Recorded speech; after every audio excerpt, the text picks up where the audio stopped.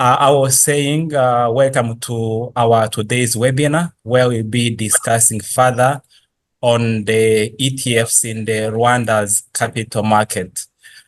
I'm Magnifique Migisha. I work for the Capital Market Authority, and I'm the Communications and Education Manager. In our today's webinar, we'll be having our amazing speakers. We shared the program earlier, but let me go through the program for those who did not get this program. We'll be having Mr. Bob Karina, who is the chairperson at the Rwanda Stock Exchange. He will be delivering the welcome remarks.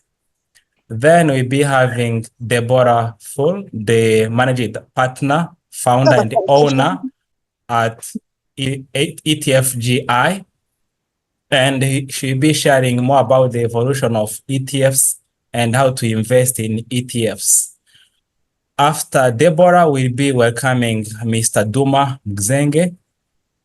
He's the head of business and market development at Centrix. He will share a case study on the structure and growth of Centrix ETFs in South Africa and beyond. After Mr. Duma, we'll be welcoming Nerina Weiser. She is the President's Council Representative, Middle East and Africa at CFA Institute. She will share more about building a domestic market for ETFs. Later on, we'll be welcoming Oyelade Eigbe, the Managing Director at Vetiva Fund Managers. She will share more about the experience from the Nigeria market in growing ETFs. Later on, we'll be having a Q&A session, and feel free to share your question in the chat box. Also, we'll be welcoming the CEO of Capital Market Authority, Mr. Tapero Cheole, for his remarks. Then the closing remarks shall be delivered by Mr. Gwabukumba Pierre Celestin, the CEO of the Rwanda Stock Exchange. Without further ado, let's welcome our first speaker, Mr. Bob Karina, the chairperson of the Rwanda Stock Exchange. His short bio: Mr. Bob Karina is the founder and chairperson of FIDA Investment Bank, a corporate finance specialist, an accomplished stockbroker, and he's a research analyst. He's also the chairperson of Norwich Union Properties Limited, and of course, the chairperson of Rwanda Stock Exchange. Welcome, Mr. Bob. Thank you very much. Ladies and gentlemen, esteemed guests, and respected colleagues, good morning to you all. It is my honor to welcome you to this important workshop on exchange traded funds, which we call or refer to as ETFs, at the Rwanda Stock Exchange. May I request that we mute speakers? Thank you. I was just saying that it is my honor to welcome you to this important workshop on ETFs at the Rwanda Stock Exchange. Today marks the beginning of an exciting chapter in our financial landscape. The introduction of ETFs in Rwanda is not just a new investment vehicle. It presents significant opportunities for growth, innovation, and inclusivity within our capital markets. I am thrilled to see so many industry professionals, investors, and stakeholders gathered here in this forum, eager to engage and learn. ETFs have gained global popularity due to their liquidity, diversification, and cost effectiveness. They empower both institutional and retail investors with access to diverse asset classes, enhancing portfolio performance while managing risk. While Rwanda's market is still developing, the timely introduction of ETFs requires strong infrastructure, regulatory frameworks, and investor education. In areas with limited resources, outsourcing can be a valuable solution. As we explore the potential of ETFs, it's vital to increase the number of issuers, participants, and investors. This deepening of our capital markets will lead to more listed stocks and diverse assets, unlocking vital capital for economic growth and offering greater opportunities for investors. I warmly welcome you all to this workshop. Our goal is to demystify ETFs, explore their benefits and challenges, and discuss their potential market impacts. We will hear from experienced professionals, engage in meaningful discussions, and seek ways to position Rwanda as a leading market for innovative financial instruments. I encourage each of you to actively participate, share your insights, and ask questions. Your contributions are invaluable as we work together to establish a robust framework for ETFs that aligns with our nation's economic goals. Let us seize this opportunity to enhance our understanding and collaboration. Together, we can build a more vibrant, inclusive, and resilient financial ecosystem in Rwanda. Thank you all. Let's make this workshop a resounding success. Thank you, Chairperson Bob Karina, for the opening remarks. Let's go to the second speaker, our speaker, Deborah Full, the managing partner and founder, owner of ETFGI. Deborah is the managing partner of ETFGI, a leading independent research, event, and consultants firm in the global ETF and exchange-traded product ETP industries, which she founded in 2012. She is also the editorial director, producer, and presenter at ETF TV, a show providing monthly insights into the ETF and ETP markets, co-founded in June 2019. Deborah, welcome. Thank you.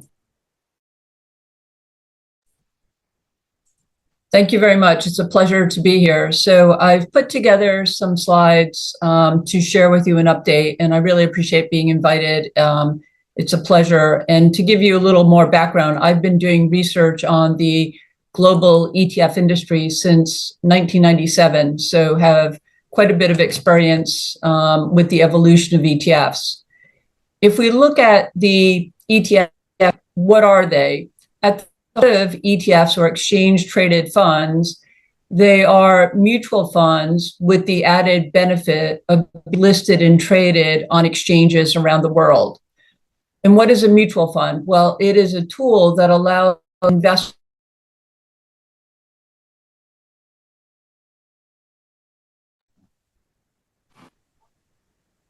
Sorry, something seems to be happening with Zoom. I keep getting kicked out. Apologies.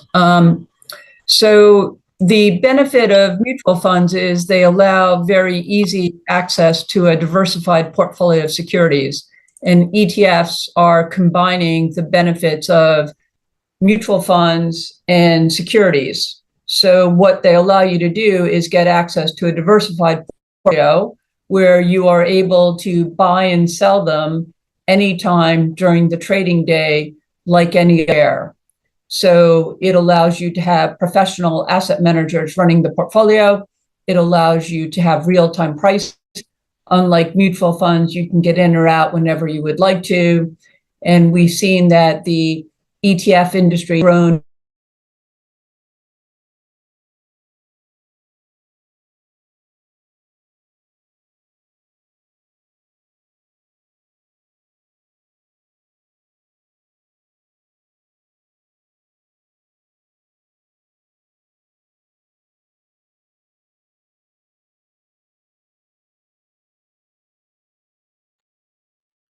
Deborah, we can't hear you. Yeah, I kind of lost her as well. Yeah, I think she has frozen. Her system has frozen. Somebody can call her.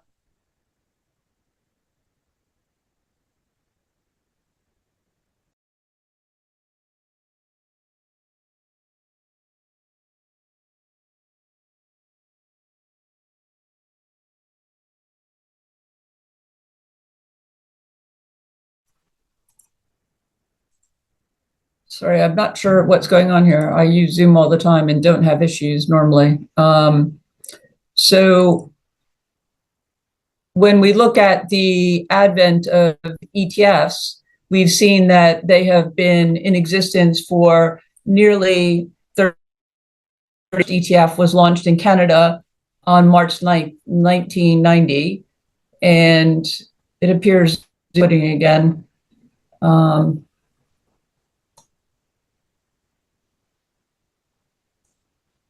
Maybe not. Then You've frozen again. Yeah, I'm not sure what's wrong.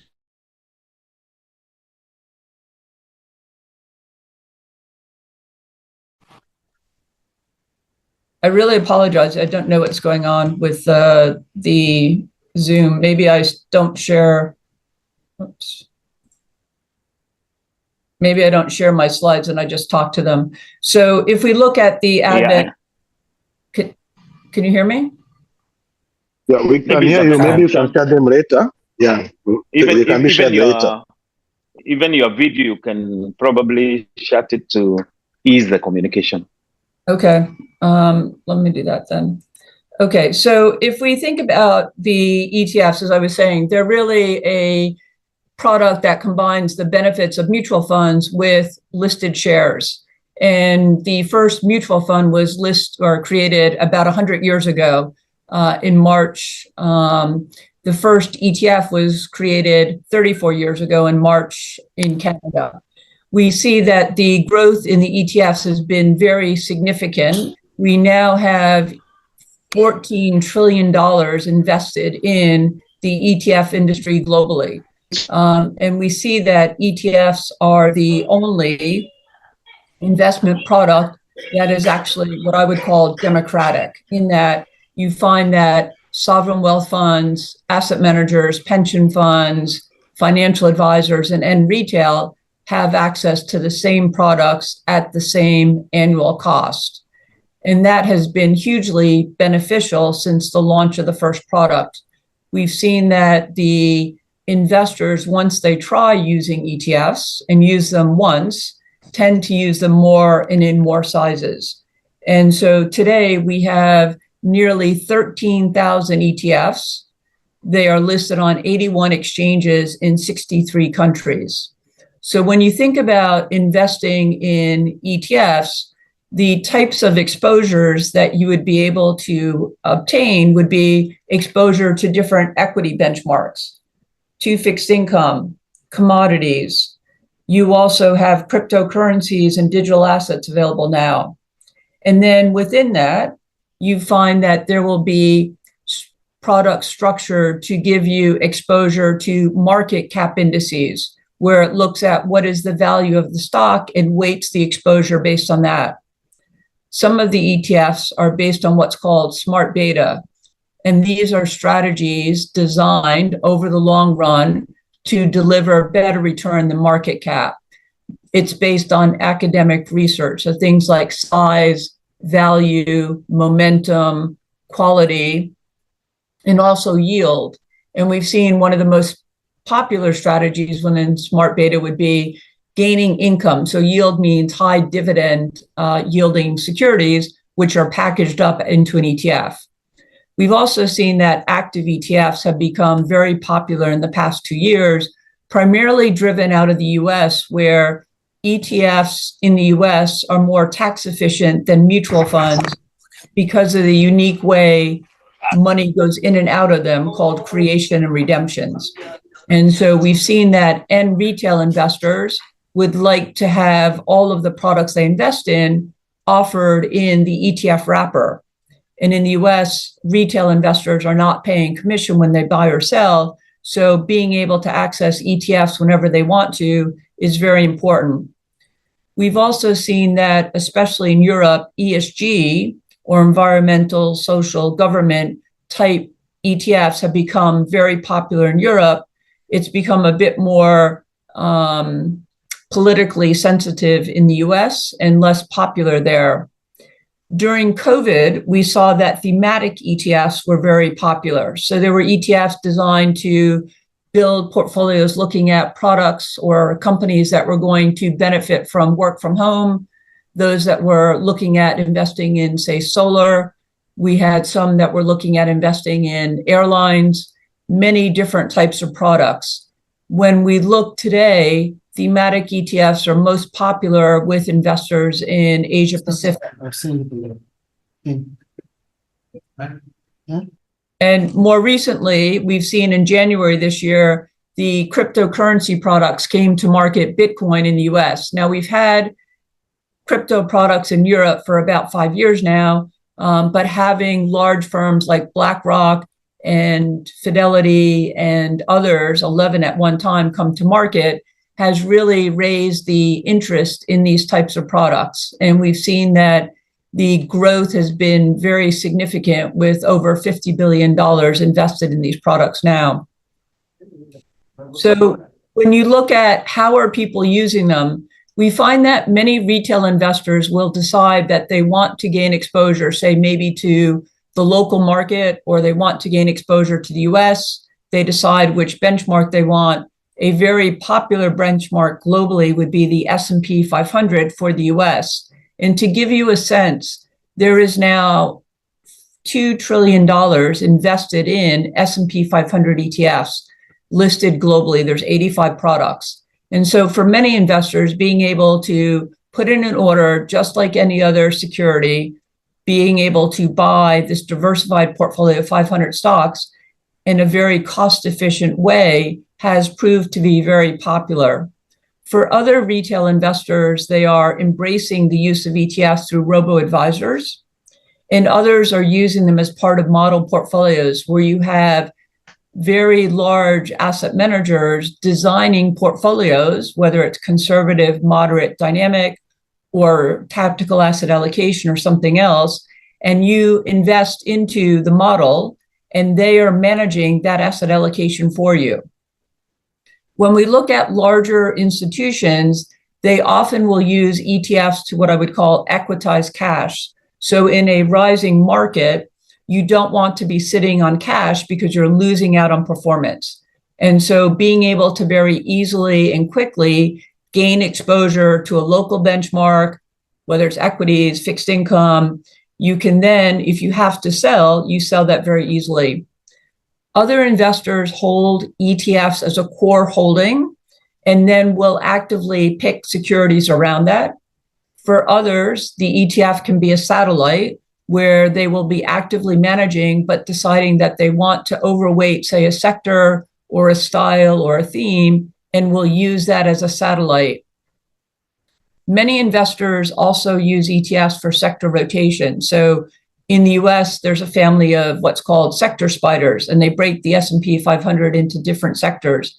And many investors feel they can add value rather than through picking individual securities by getting their sector allocation right.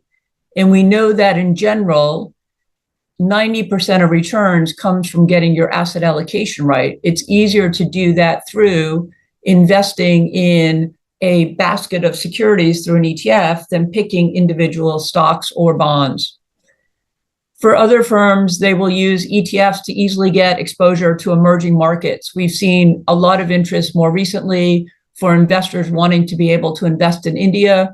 Using an ETF, you don't need to have foreign investor status. You don't need a special brokerage account, custodian, et cetera. So ETFs have become a useful tool to get exposure to many markets and many asset classes. And I think if we look at a very famous investor, Burton Malcolm, he wrote the book Random Walk Down Wall Street. He said that a blindfolded monkey throwing darts at a newspaper has as much chance as successfully investing in a portfolio as carefully selected experts. And by that he means it is hard to beat the benchmark. We see that S&P that does surveys finds that on average, most active managers are not able to consistently, over the long run, deliver alpha, and therefore generating your alpha through asset allocation is often a better tool. And even Warren Buffett has suggested that his trust and his wife should invest in an S&P 500 ETF because he said most investors, both institutional and individuals, will find that the best way to own common stocks is through an index fund or ETF that charges lower fees.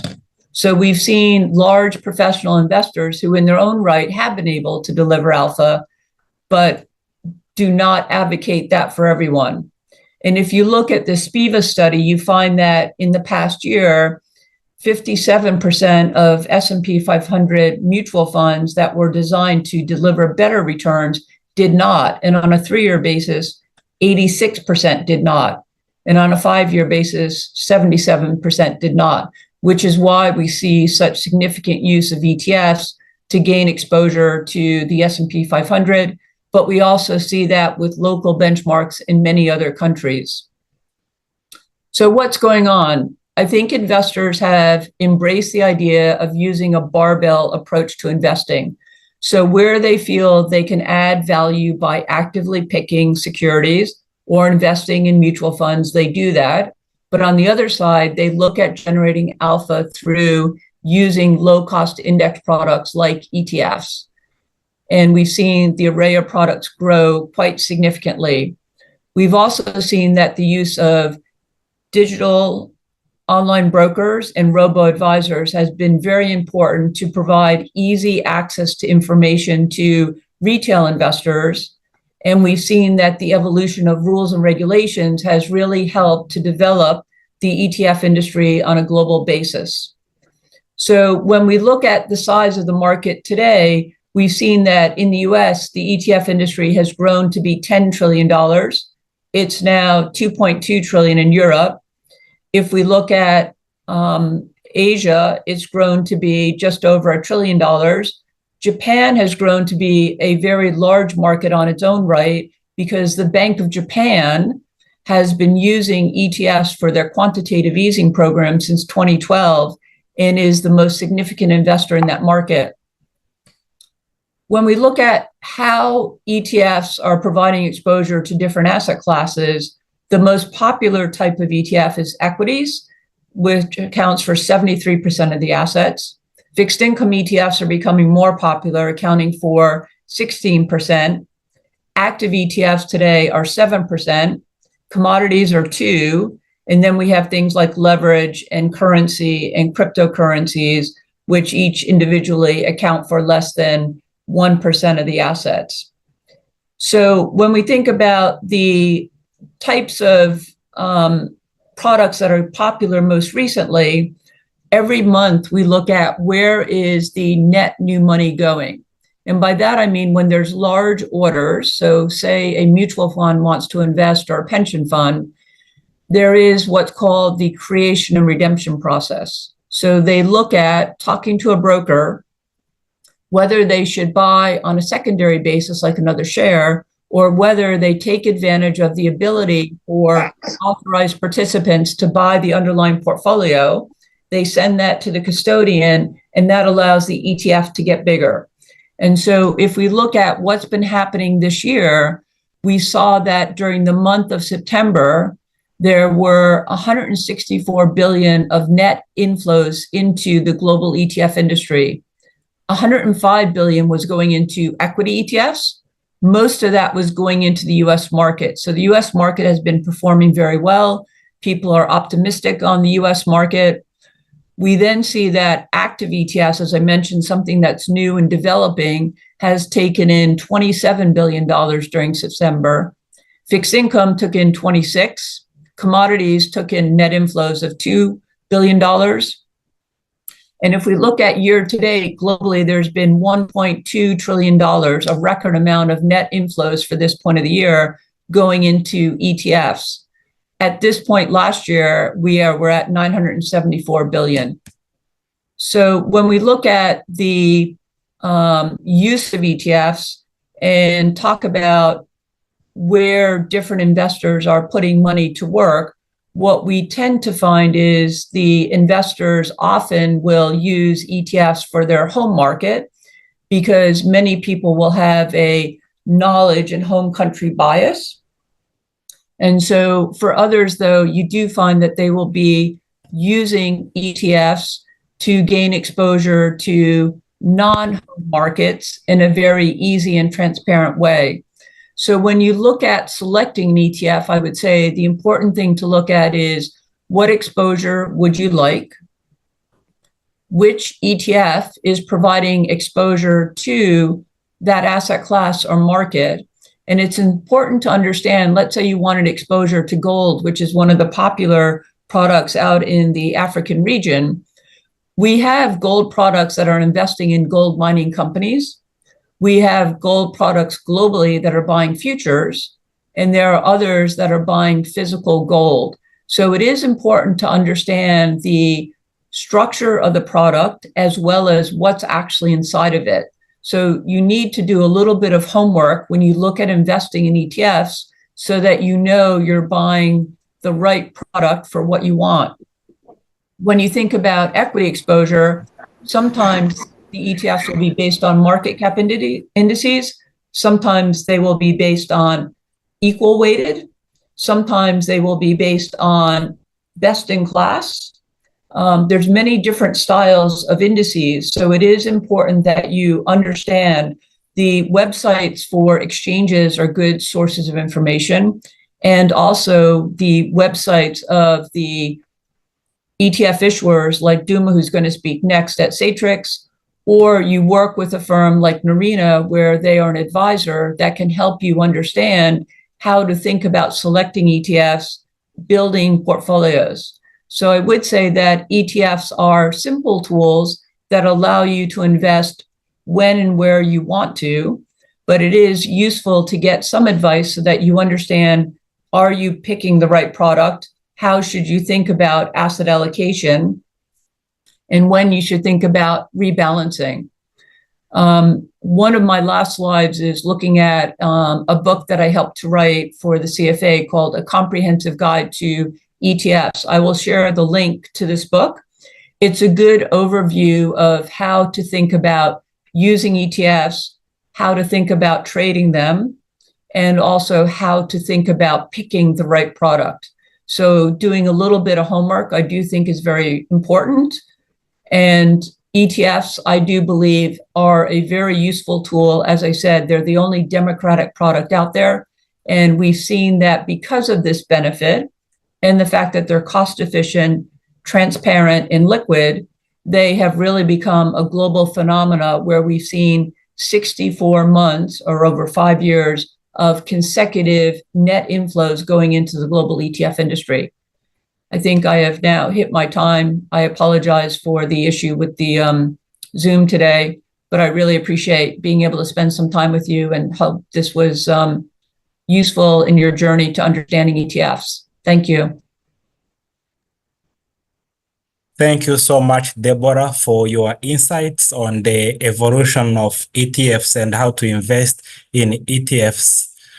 The next speaker, Mr. Duma Muzenge. He's the head of business and market development at Centrix. Mr. Duma Muzenge holds the position of head of business and market development at Centrix, a leading provider of index trade tracking solutions in South Africa, managing assets with nearly 2 decades of experience in the asset management industry. Mr. Duma specializes in client management, engagement, product development, and distribution. Mr. Duma will share more about a case study on the structure and growth of Centrix ETFs in South Africa and beyond. Welcome, Mr. Duma.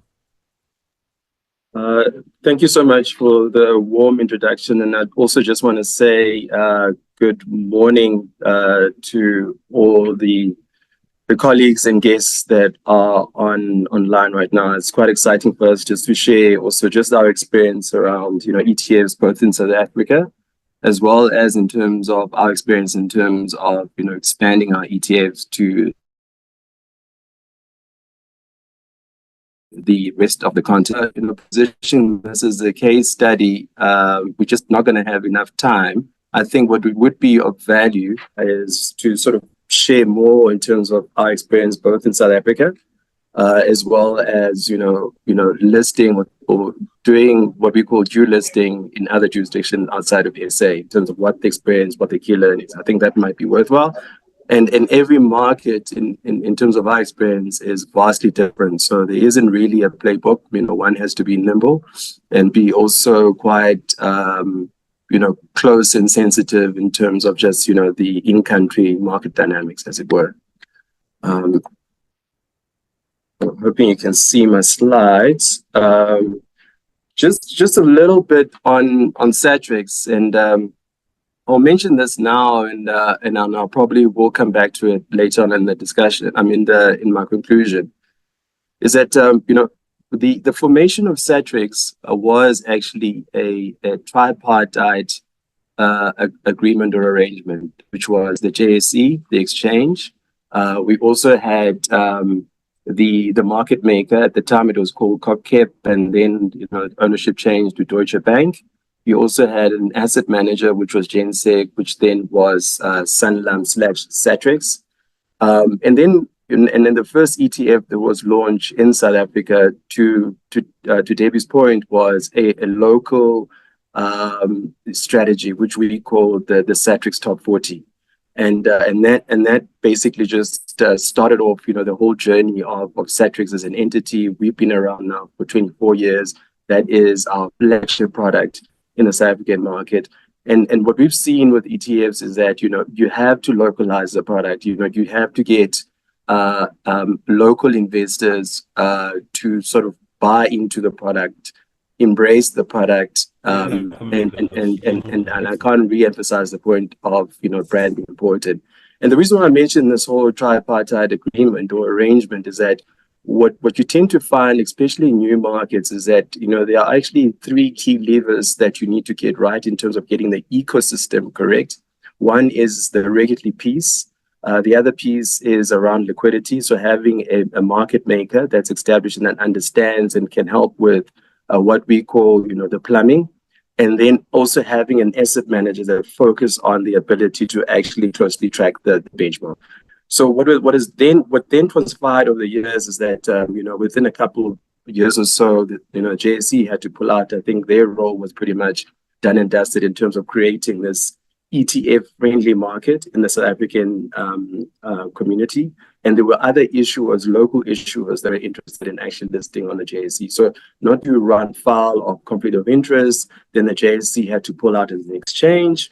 And that, let's call it arrangement of shareholding between Satrix was actually with the market maker and the asset manager. Then subsequently around 2012, the idea was to really take the business forward. You actually need to have a single shareholder. And then we're quite fortunate from a Sanlam/Satrix point of view, which is the asset manager, to take over that business and really try and ramp up the growth of the business. So where we're sitting at the moment in terms of the AUM, we are approximately just in fact north of 230 billion. So if you convert that into dollars, that's $13 billion. So that's how the business has grown in terms of AUM over a period of 24 years. On the left-hand side, you can see, yes, we have quite a number of different portfolios. For the focus of this engagement, we have 37 ETFs. We have local ETFs in various strategies that Deborah has explained to you. We also have what we call global ETFs. The majority of them, in fact, all of them at the moment are feeder funds. So they feed into the iShare BlackRock, which is listed in London. We also have one ETF outside of South Africa, which is the Satrix Namibian Bond Fund. So that basically comprises of what we have in terms of our suite of products. Then from a growth perspective, this just gives you, provides you color in terms of different strategies. So domestic vanilla speaks to the local strategy. We also have factors, which are also strategies for our local market.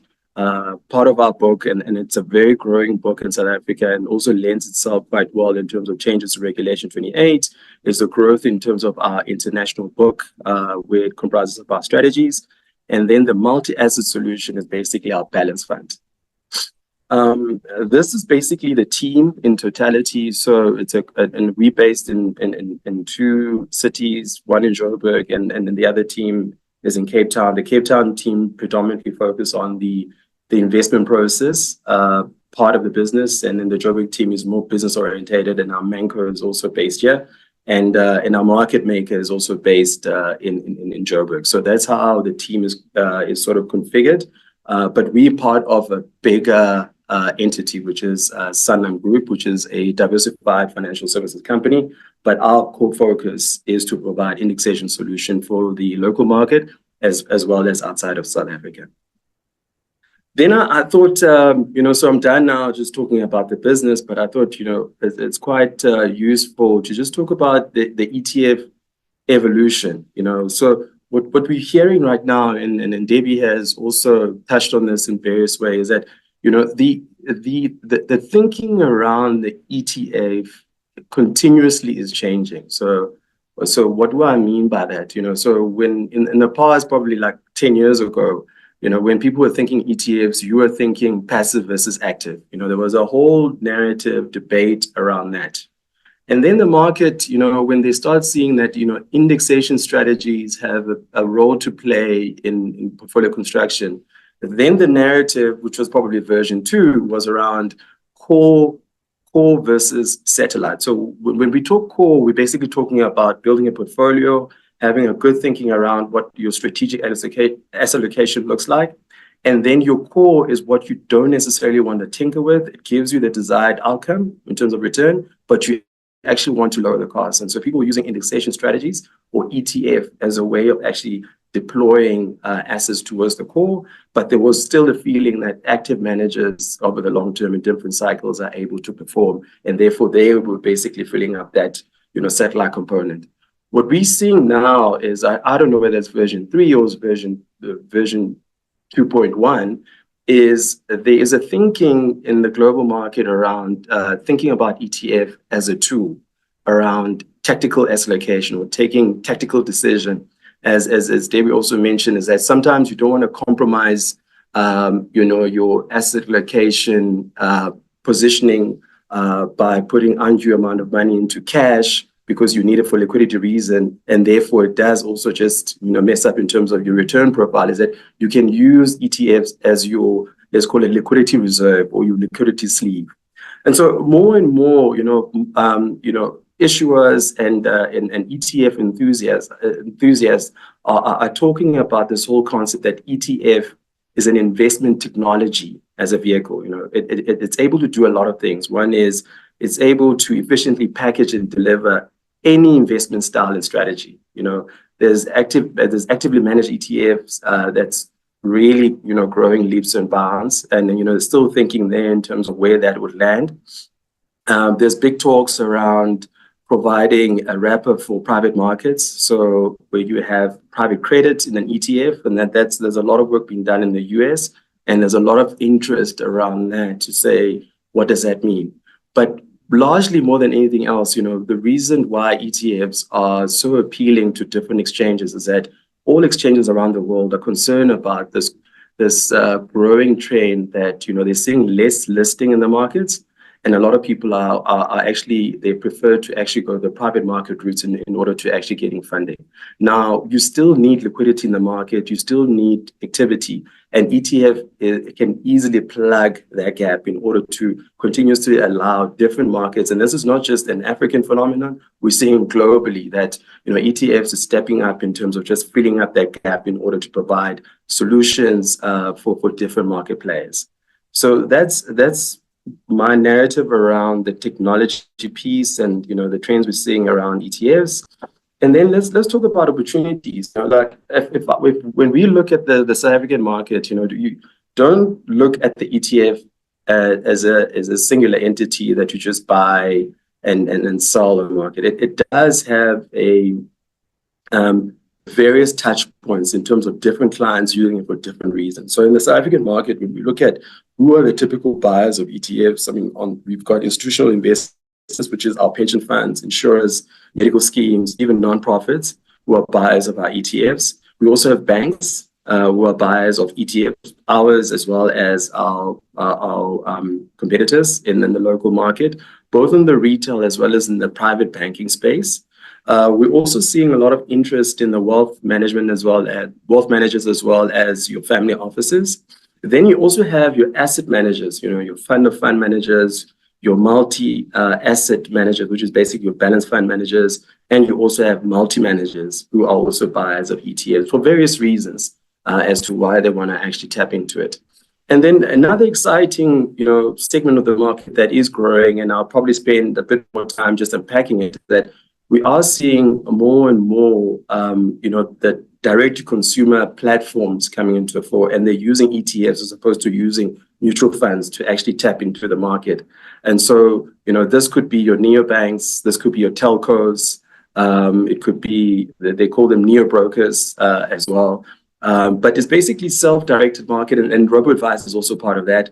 And what is exciting about that is that you're starting to see individuals who in the past will actually keep their money in cash, and now they're moving from a savings sort of orientation in terms of investment. So, the use cases for ETFs are, the merit. You've got different players using ETFs for different reasons. And that's what's really exciting about, the world of ETFs, if I had to compare it to other investment vehicles.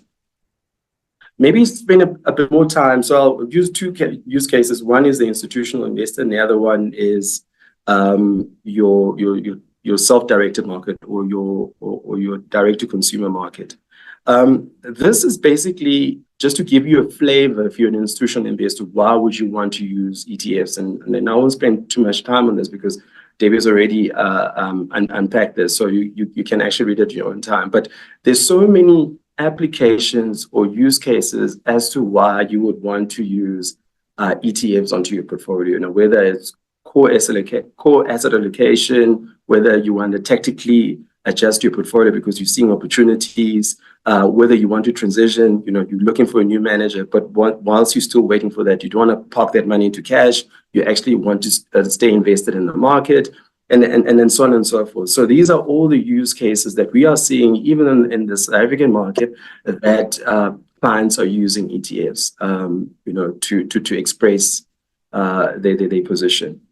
But that being said, I mean, we hear this quite a lot in the global market, but the minute you start talking about this in the local market, especially in the pension fund space and dealing with asset consultants in our case as gatekeepers, it's a little bit confusing because they don't have the mandate to actually express this themselves. So what we've been doing as a way of solving this, and why you need a local issuer in market, is that they're able to partner with an asset consultant or a pension fund in order to make these use cases come to life in country. Then another exciting space or emerging space that this was shared with us with BlackRock is this whole explosion of what they call digital wealth. So what does that mean? So what they've realized is that, globally, whether you're in Europe or in Asia, we're seeing the same thing in South Africa, and I'm sure it's the same thing in Rwanda, is that for your high net worth individuals, they are able to be supported by an advisor, whether it's for tax or wealth, estate planning, et cetera, But for the majority of the population, they may be earning money, but they can't afford to have an advisor. So how do you then bridge that gap? And the way you actually bridge that gap is, the advent of technology. So we've mentioned robo-advisors, neo-brokers, neobanks. They're actually now fulfilling that white space, which one can consider to be, the mass affluent space. And telcos in the South African context, in the African context, also, I think we play a meaningful role in order just to assist, ordinary, citizen from being just savers into investors, and also just interacting, with the exchange in order to utilize ETFs. So it's really is an exciting space. The other, just looking back in terms of, in the South African context, we do have our own investment platform. When we look at, which ETFs are quite popular, it also re-emphasizes Davy's point, is that it's our local strategy, which is the Satellite Stock 40. It's our global offering. So whether it's the MSCI World or it's the S&P 500. So those are like, indices or brands that people are aware of. If we look at the thematic space, guys love technology, so they're buying the NASDAQ 100. Another ETF that we don't have, but we're hearing all the time that the market would like it to be available in country is a Bitcoin ETF. And speaking to the banks, one of the things that they really are concerned about is that because they are unable to actually provide Bitcoins, you're having our clients going elsewhere to other platforms to actually, especially your younger generation, to actually invest into Bitcoins. So one has to be, especially if you're a bank or near a bank, one has to have that as an offering. And then lastly, another, I'll say, a needed product in the market is a cash product, whether it's a local cash product, but in most cases, what we've seen is that guys are looking for a locally listed cash product, but that gives you USD exposure. So those are essentially, the interest that we are seeing specifically in the space around digital wealth. And so it's quite an exciting space that we are keeping an eye on and seeing how we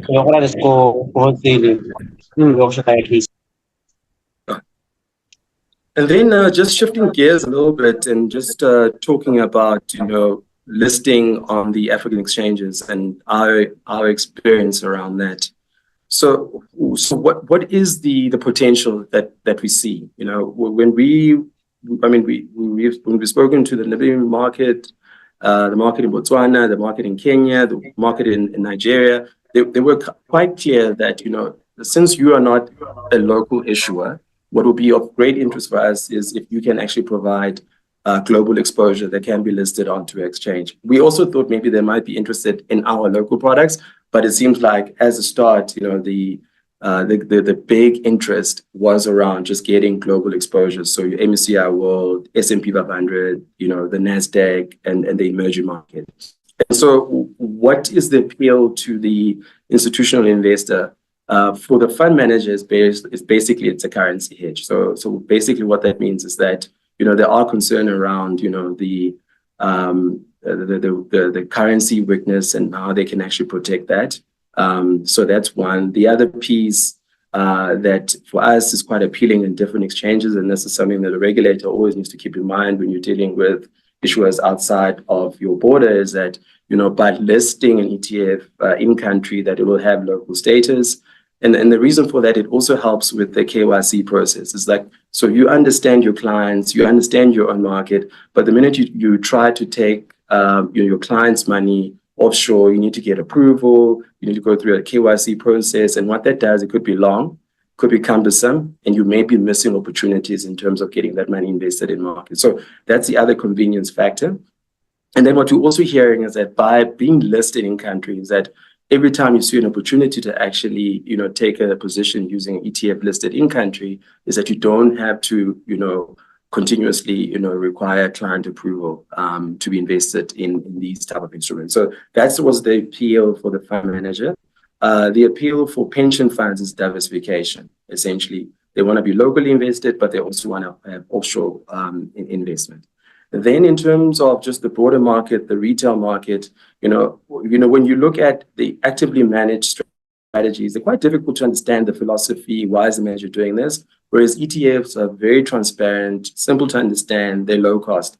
And most importantly, ETFs are listed on the exchange. So, any retail client can just go and look, where's the price, how's it doing? Because it behaves like a share, even though you're holding a basket of shares.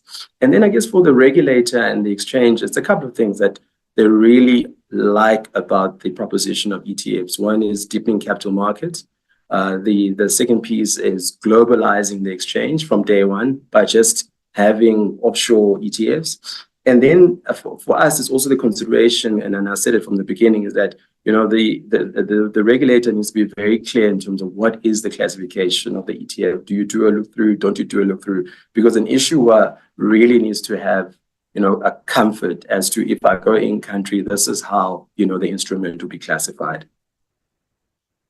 And then, this could be outdated, but we thought it'd be worthwhile just sharing with you. There are there are 29 different stock exchanges in Africa, and of that, only 9 actually offer ETFs. So there's great scope to get other exchanges to start considering ETFs in their market. Obviously, South Africa dominates it from a market share perspective.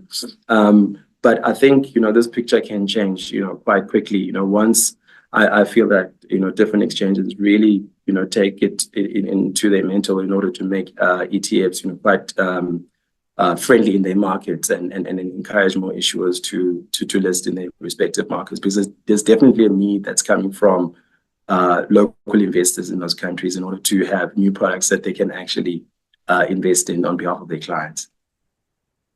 And then this is just an exercise we do. It's a little bit outdated. So what we tend to look at is it an exchange? Do they have ETFs? If they don't have ETFs, or they do, what is the size of the pension fund, savings pool? Obviously, we know that this is just basically a subset. That there's definitely a savings pool that is not reflected in the official numbers. So these numbers could potentially be understated, but at least it gives us a sense in terms of, where each country is sort of stacks up relative to the rest. And then I just now want to get into the key learnings, So if you spend a lot of time with Debbie and Karina, you find yourself having more homework. So, I mean, in our focus, Satrix, we were quite focused on the fact that of winning the local market, increasing our market share. If you look at just indexation in totality, I think we just probably less than 10% of the total savings pool in South Africa. If you look at us as a player, we're roughly about 39%. We have 39% market share, versus our competitors in our space. So there's definitely scope to grow in South Africa.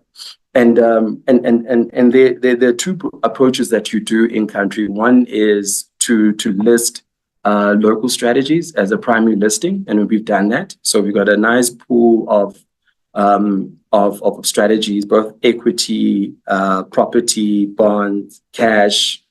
We've got smart beta products, and we also have multi-factors as well in the local market. So in terms of that breadth of products, I think that is somewhat covered. I mean, there are 1 or 2 building blocks that are missing.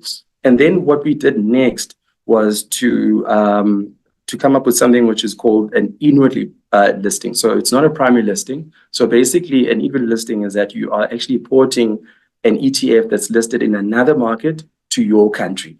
And then that is described as a feeder fund, right? So when I was talking about our global funds, those are inward listed ETFs.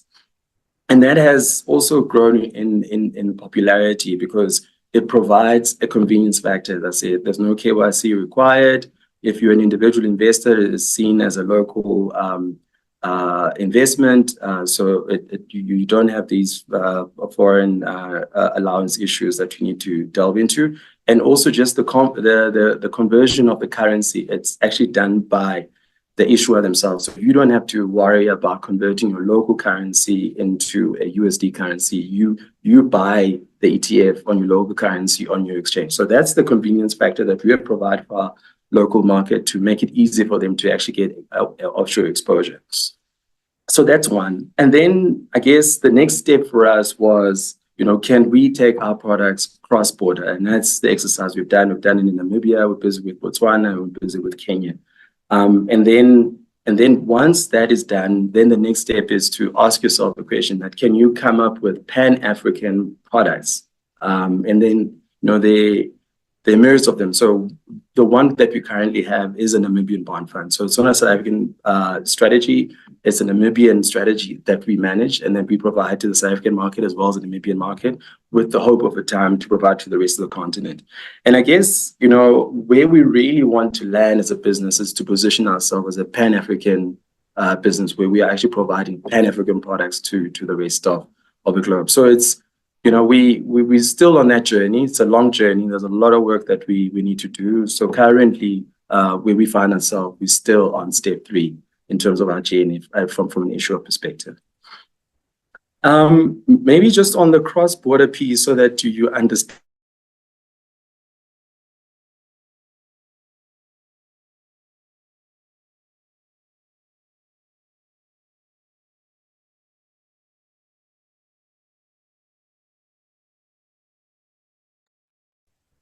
Duma, we can't hear you.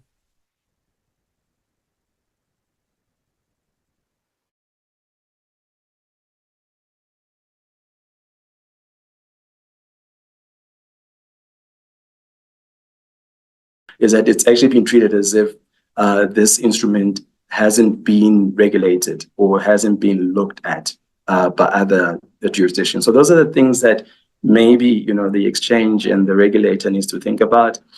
And so that's one part of it. And that's why I use this word of saying, in war, you can move as fast as your suppliers allow you. So, and I'm sure you've had a myriad of conversations with other issuers, and they're not really telling you exactly what the concerns are. Usually it has to do with that. The other piece that we are acutely aware of, and we've seen it in South Africa, so South Africa is not unique, is that for global firms, there is an expectation that the product needs to have local presence. And the mechanics and the configuration of that, you have to leave it up to in country. So I think for me, that is super vital that it has local presence, strong brand. It's the only way you can really get mass adoption, in country. I think I've spoken about the ecosystem in itself in terms of what one needs to think about. I think the other most important thing around ETFs and the success of ETF is that it needs to be always on, engagements and platforms such as this is very important. It needs to be more frequent. It needs to be in different mediums. There needs to be, investment material readily available in country, both for institutional as well as retail investors. Thought leadership pieces, you have to build personalities around ETFs. I mean, we've seen it in our market. So the idea of having an issuer that's not in country to just come in and do a quarterly campaign is just not going to be good enough in order to get ETFs going in country. And then lastly, unashamedly, and we all know this, ETF is a scale business. It has to be low cost in order to actually get the desired scale, because you have different participants who are also using ETFs for their end product. And so if the ETF at the starting point is too expensive, it becomes extremely difficult to utilize it in terms of the end solution, because the piping just doesn't work. And then lastly, I mean, our dream is for every exchange in South Africa, all 29 of them could really say they can actually take all these factors, because it will really not only help us as other issuers that are looking for opportunities to list in country, but it also just helps to assist local investors in order to reach their desired outcomes. With that, I hand over to you, Magnificent. Thank you so much, Duma, for your insight. And without further ado, let's welcome Nerina Weiser, CFA President Council, Representative, Middle East and Africa at CFA Institute. Nerina is an ETF strategist and financial advisor with a specialist focus on exchange-traded product ETPs. She is elected President Council Representatives for the Middle East and Africa region of CFA Institute, serves as chairperson of the ASISA ETF Standing Committee. Nerina will cover a topic around building a domestic market for ETFs. Welcome, Nerina. Good morning, Magnifique, and good morning, all the attendees as well. It's wonderful to see such a big group of people being interested in this topic, I guess, which serves a dual purpose for me about two things that I'm very passionate about, the one being exchange-traded funds and the other one being the development of African capital markets. I trust that you can see my screen with my presentation that I've shared. Perhaps in the interest of protecting bandwidth, I will switch off my camera now so that hopefully there's no interruptions in terms of this. I will try and move through my slides relatively quickly, not focus on all the detail. Magnifique has got a copy of the slide deck, which will be shared with all the delegates. So where there's more detail that I don't go through, you could certainly do so then in your own time. So, right, so let's get straight onto it, because I do understand that we are running a little bit behind schedule. I'm going to talk to you about three potential models models that I think can be considered to build and develop a domestic market for ETFs in Rwanda. I've seen some questions in the chat also around what is an ETF actually. I'll try and keep that relatively simple to talk about that. What are the things that are needed to set up an ETF in the local market? What are some of the key questions that I think you need to answer? I think both Debbie and Duma has already shared a lot of that with us, but hopefully this will give you a lot more food for thought also. What are the market conditions and considerations that you need to take into account before you can decide what and for whom you want to launch ETFs? And then just a final segment in terms of making ETFs easy to trade, and in particular the aspect of liquidity and how one can incorporate that in terms of your offering. I don't know if we'll have time for Q&A at the end, but hopefully I can move through quickly enough and we can do so. Right, so I really want to present three fairly distinct and different models in terms of developing a domestic market for ETFs in Rwanda. The first one is really the way that ETFs were introduced into just about all of the African stock exchanges in South Africa. And that is really an inward listing or a secondary listing from another exchange by a foreign ETF issuer. And a good example of this is the Absa New Gold ETF, which really was the first ETF in most of the African markets where we do see ETFs nowadays.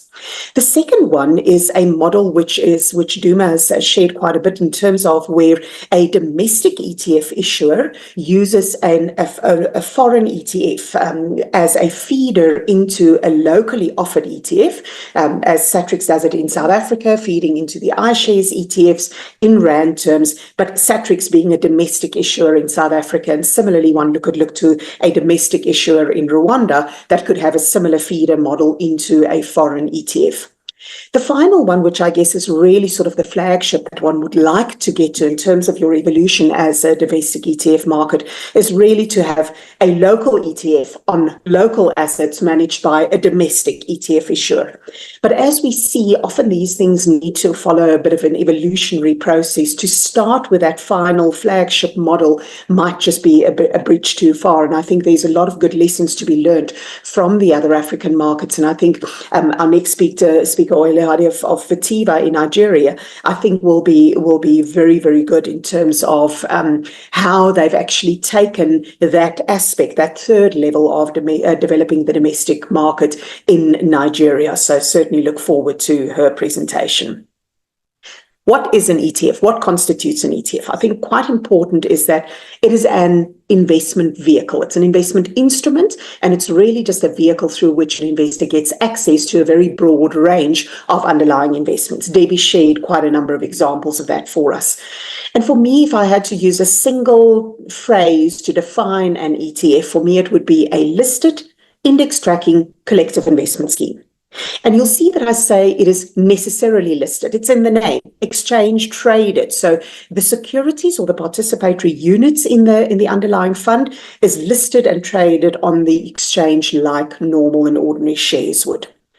In most cases, an ETF is also an index tracking portfolio. In other words, the underlying investment really follows a particular index, whether it's an MSCI World or whether it's the S&P 500 or the top 40 or an All Africa index. It tracks a reference index. And then finally, a very important regulatory aspect is the collective investment scheme, which really defines what the underlying asset structure is all about in terms of the asset, that the pool, the vehicle that actually holds the assets on behalf of the investors in the ETF. So if we're looking at a CIS ETF, Collective Investment Scheme ETF, the investment product, the vehicle that we're talking about are those participatory units that are listed on the exchange. The product wrapper is the Collective Investment Scheme. And you will have an ETF issuer or a ManCo that really is responsible for managing all of these different parties that's involved in it. There will be an independent trustee or custodian that will safeguard and ensure that the assets that are held inside this product is held so on behalf of the investors. It does not belong to the ManCo. So it's certainly in a ring-fenced asset. And if we are talking about an index tracking product, there would also be an index provider, and there could even be an independent index calculation agent. The asset manager is also responsible to do the fund administration. And on the side, you see your two primary regulators. The first one being the financial market regulator, the CMA, really the regulator who will regulate the CIS vehicle.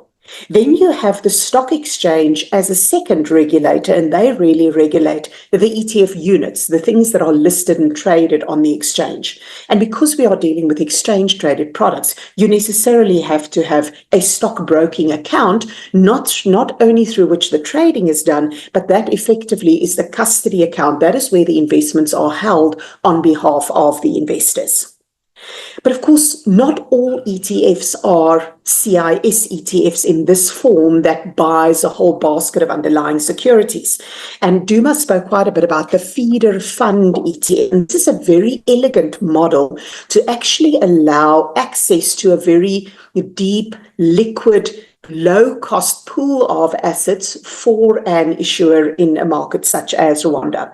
So everything else still looks exactly the same.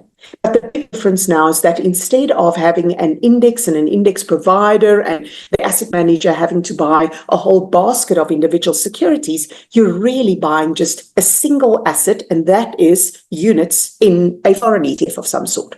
So that would be your feeder fund model. But you'll see all the other regulatory constructs and all the trustee, custodian, all of that is still exactly the same.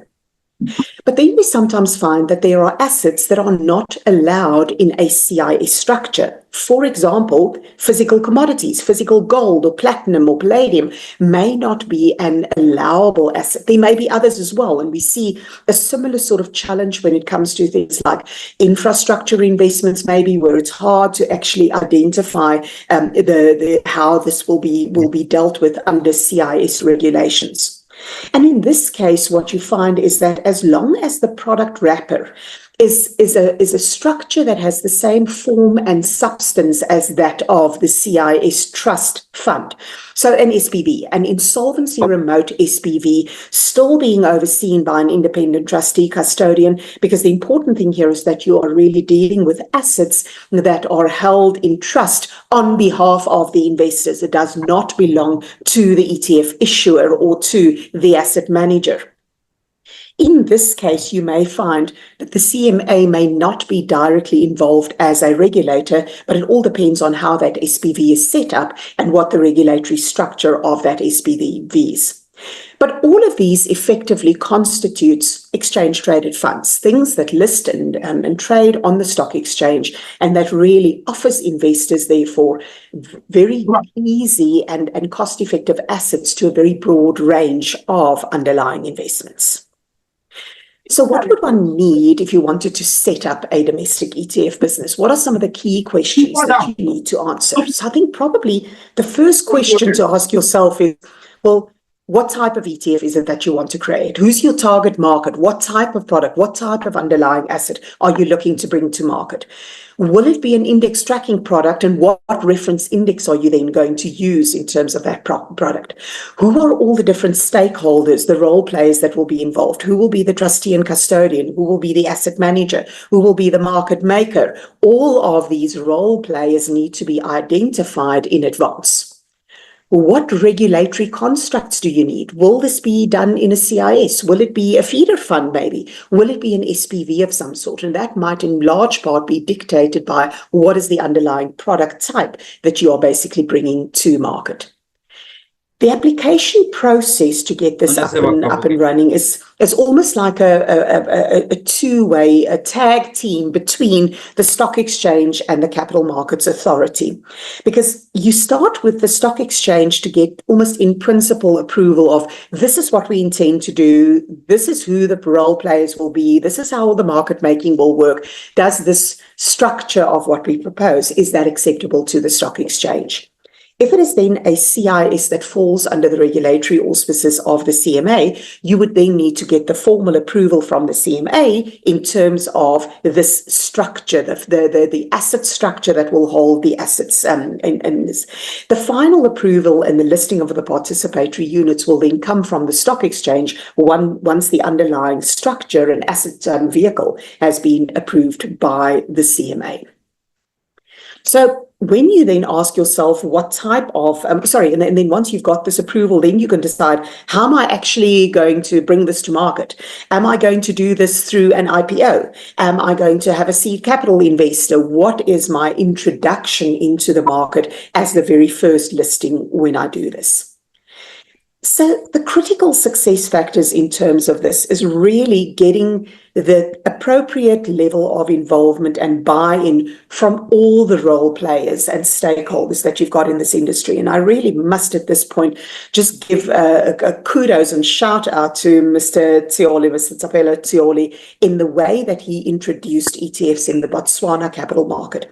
I remember being involved in an introductory session in Gaborone doing exactly this. He had gathered in one room the regulator, the asset managers, the asset consultants, the asset owners, the asset administrators, all the different possible role players, to say, do we understand what this is? And what is the role that each of us would need to play in this environment in order to introduce this incredible investment vehicle and develop the local capital market in that way? So you don't have anyone better than him to actually drive this process on behalf of Rwanda capital markets.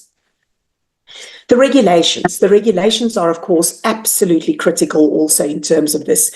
And it's not just the regulations around the stock exchange regulations in terms of what would be required to list these, but also what regulations drive and dictate the underlying asset structure, the vehicle that you're going to be looking at. And then an incredibly important success factor is also who would be able to invest in this, and will they be allowed to? Will they be able to? So to look at who's your target investor pool for this, and what mandates do they have? Is it a pension fund with an investment policy statement? Is this an insurance company with maybe mandate constraints, or whatever the case might be? Make sure that your target market can actually invest in this product before you go through all this trouble only to get to the end of the line and find actually this is not allowed or possible for my desired target market. The underlying or the reference asset that you could be, as we say, you can consider a very broad range of investments. We've spoken about equity ETFs, but bond ETFs also represent a significant opportunity, and I'm going to come back to that later on. And certainly commodities, as I say, the new gold ETF has been the trailblazer across the African continent. The other important aspect to consider is, what will the domicile be of the underlying investments? Are we talking about local assets, or are we talking about foreign assets? Or do we even want to focus maybe on regional assets in the East Africa capital markets, for example, or even Pan-Africa, as Rima also alluded to it? So when we then look at the sort of the interplay between the different role players in the primary market, which is basically when units are created, you are dealing really here with the ETF provider or issuer that receives cash or assets. It could be in specie creation as well, but receive cash investments from the seed investor or investors if it's an IPO, and in exchange they will receive units in the ETF. That ETF provider takes that same cash, puts it into the investment fund that will hold and invest in the physical assets that we're dealing with, and they will issue the ETF units back to that. So you can see how that asset and unit flow basically works. There is the asset manager that replicates the index and that ensures that that index tracking is done in the case of an index tracking fund. The trustee and custodian really ensures that this asset structure complies with the regulations, with the laws, with the trust deed, and so on. And if it is an index structure, there may be an external index advisory committee that may dictate that.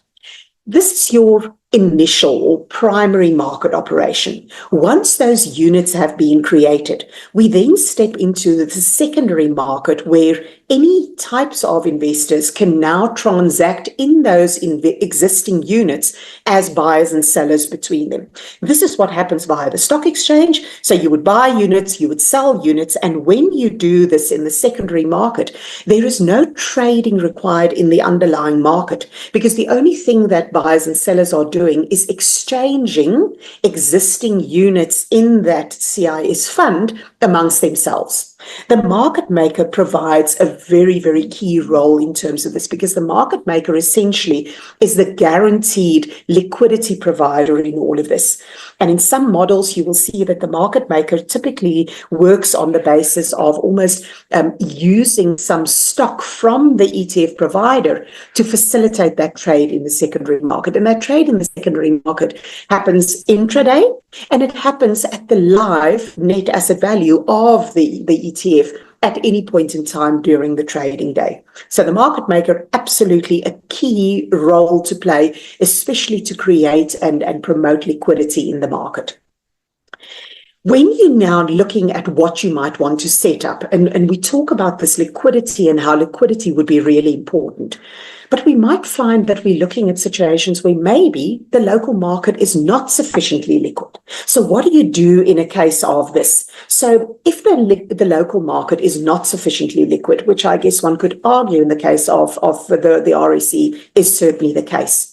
This is where there's a great opportunity to, let's call it, import liquidity into the local market by using foreign ETFs to actually bring liquidity into the market in terms of that. You would then promote the liquidity in the local market using the market maker that taps into a very deep and liquid pool of assets in a foreign environment. And through this process also, you are effectively doing education in the market. You educate your investors about what is an ETF, how does it work, how do you invest in it, what role does it play in your portfolio, and so on. And through this, you effectively start to increase and improve liquidity in your local market. If you do have sufficient liquidity in the local market, that is where one can then start looking at the viability of listing a local product. And I'm going to come back to this idea of that even liquidity in that local asset as it stands right now may not need to be a prerequisite. So there are ways to also introduce liquidity into the market, even if the underlying assets are not liquid on their own. So how and where do you focus your efforts if you now want to start building your local market? What does your market support? Does it support this homegrown model just yet? Can you start with that third option, have a domestic ETF issuer with a domestic asset and offering on the domestic market? Or do you need to look at one of the imported models or so on? One could, of course, run some of this almost like a chicken egg. You know, what came first? Did you first get the liquidity, or did you get the products that provide the liquidity, or what happened first? So there's certainly a lot of education and development that can take place using some of the imported models as you develop the strength to really fully develop your domestic market in terms of this. So I would say, develop a sustainable plan of action. Look at what do we want to achieve over the next 5 years, and whether this is now for CMA, or whether this is for the RSE, or whether this is for an asset manager who's considering maybe wanting to become an ETF issuer. Doesn't matter what role you play in this overall market. Define a medium-term plan for yourself of what you would like to achieve in, let's say, 5 years' time. And then work through those steps in order to achieve that goal, even if some of the intermediate steps, the initial steps that you take, are not exactly where you want to end up, but see this as a development and as an evolutionary process. Incredibly important to get the regulatory and the stakeholder buy-in from a combination of financial support, but also commitment around seed capital and so on. And I'm going to come back to this. And then really to focus on where would your efforts, where's the low-hanging fruit? What can you actually introduce in the market with the least amount of regulatory and operational hurdles or challenges, but can really sort of have the positive impact that you're trying to achieve with this? So when we now look at our market conditions and the considerations that we need to focus on, really, identify what is important in your market. Where is the demand? Is the demand for specific types of assets, or is it for maybe who's your target market? Are you looking to do this for the institutional market or for the retail market? Because their requirements and their desires might be quite different. If we are talking about pension fund money, for example, what are the requirements around your mandate? Does it have to be registered as a local asset, even if it is a foreign ETF that you're bringing into the market? So consider these important considerations around what you need to have, what are the boxes that need to be ticked before you can actually proceed. And then you can start looking at, does this mean that we should looking at this dual listing or this inward listing of a foreign ETF? Are we going to maybe see if there's opportunities for a regional ETF, cross-listing from the Nairobi Stock Exchange, for example, onto the Rwanda Stock Exchange as a first step?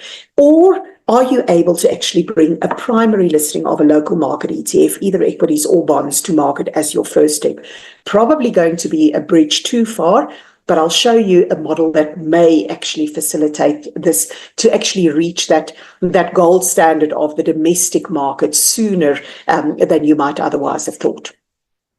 When we're looking at the dual or the secondary listing, I think these are, I'm just not even going to read through all of these questions. These are really sort of designed as a bit of a checklist, questions to ask yourself when you want to consider what type of product, what type of structure do I need to introduce.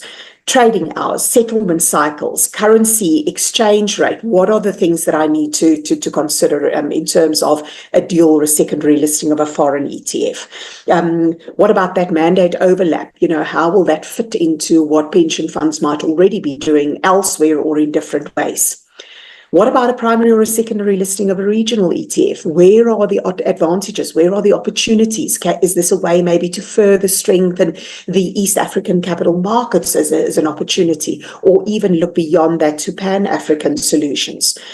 What are some of the challenges? If you are looking to introduce something into your market that's coming from a market that is also liquidity constrained, you might actually find that rather than boost liquidity, you're actually draining liquidity, and you're not actually achieving what you might want to do.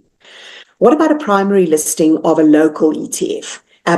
Who's the target market, and what are you trying to achieve with it? Now, typically, we would say that you first need liquidity in the underlying assets before you can even consider it. But I'm going to share with you shortly the idea of looking at a product where you have, let's call it a liquidity provider of last resort in terms of it. We'll come back to that. But for a domestic market ETF consideration, really important also to look at all the expertise across the local market that might be required. The regulatory requirements, the ETF issuer, index tracking or a passive asset manager, sales, advisors, consultants, analysts, portfolio management using ETFs. And this is the entire ecosystem that you might find that by first introducing a foreign or a foreign referenced ETF will allow you to develop a lot of this expertise that would be required before you're actually able to launch a fully fledged domestic ETF. If you're going to be looking at an index tracking product and you want to do so on a local market ETF, very important. Is there a relevant index that you can track? Who will calculate that index? Is that something from the exchange, or will you use an external provider like S&P Dow Jones? So these are important considerations around the construct of what it is that you want to try and achieve with this. And then, is there sufficient flexibility in pricing models? I can tell you, for example, that Mauritius, when they first introduced ETFs into that market, the exchange was very proactive in terms of introducing preferential brokerage rate cost models to facilitate the adoption of trading ETFs in that market. So you need to look at your cost structures across the entire value chain of what you're doing here and say, are we willing and able to actually facilitate and accommodate a lot of this in terms of all behind a single vision, and that is to develop the local market in terms of what you want to offer here? What are the advantages of the ETFs? I think Deborah has covered a lot of these already. To the investors, certainly it's that dual regulation that's so great. The complete transparency that you have, that see-through, the fact that you know exactly what's inside it, the portfolio, the underlying investment is always known exactly. Your custodianship, your ownership of those units is done on the local exchange through your local CSD. So your security of ownership is certainly much better with an ETF than it is with an unlisted unit trust, which is effectively an over-the-counter product. It offers instant liquidity and tradability because you've got the market maker as a requirement for it. And it's an open-ended structure, so that the ETF structure can increase or shrink in size based on demand. And that market maker function, I cannot emphasize that enough in terms of how important it is to offer this liquidity to the market. What are the advantages for the stock exchange? Well, you're obviously expanding the range of investment opportunities that is available to the market. And in some markets, they find that this even represents a good starting point for a derivatives market. So certainly a great stepping stone on the development of the local stock exchange. The liquidity that you bring, of course, that will increase trading volumes on your local market. And there's a lot of value add, therefore, that is brought to the local market rather than money necessarily being managed in other markets where there might be more liquidity, and therefore you're not really accruing any of that value add or that benefit to the local market. It's an additional source of revenue, listing fees and so on, payment for the CSD services, and very importantly, of the local financial services industry, whether it's stockbroking, market making, even a basis for structured products and so on. So some great advantages for the stock exchange as well. My final point is that I just want to talk a little bit about liquidity and about what are the requirements to make ETFs easy to trade. And we've focused a lot on the market making. So the issuer can create and redeem additional units on the fly. The fact that it's an open-ended structure makes it really important in terms of having, creating the ability for liquidity in the market. The secondary listing really is probably the most important aspect where you can import liquidity into your market. Duma used the example of an iShares MSCI World ETF or an iShares S&P 500 ETF. ETFs are bigger than any other investment vehicle in the world. They are exceptionally low cost. They trade incredibly frequently. So importing some of that liquidity to the local market is incredibly powerful to actually facilitate a lot of that trading. The fact that your local CDS handles the set custodianship, that distributions are paid in the local currency, if there are distributions and so on, really goes a long way to really sort of facilitate the introduction of this and to assist with the trading and the settlement process.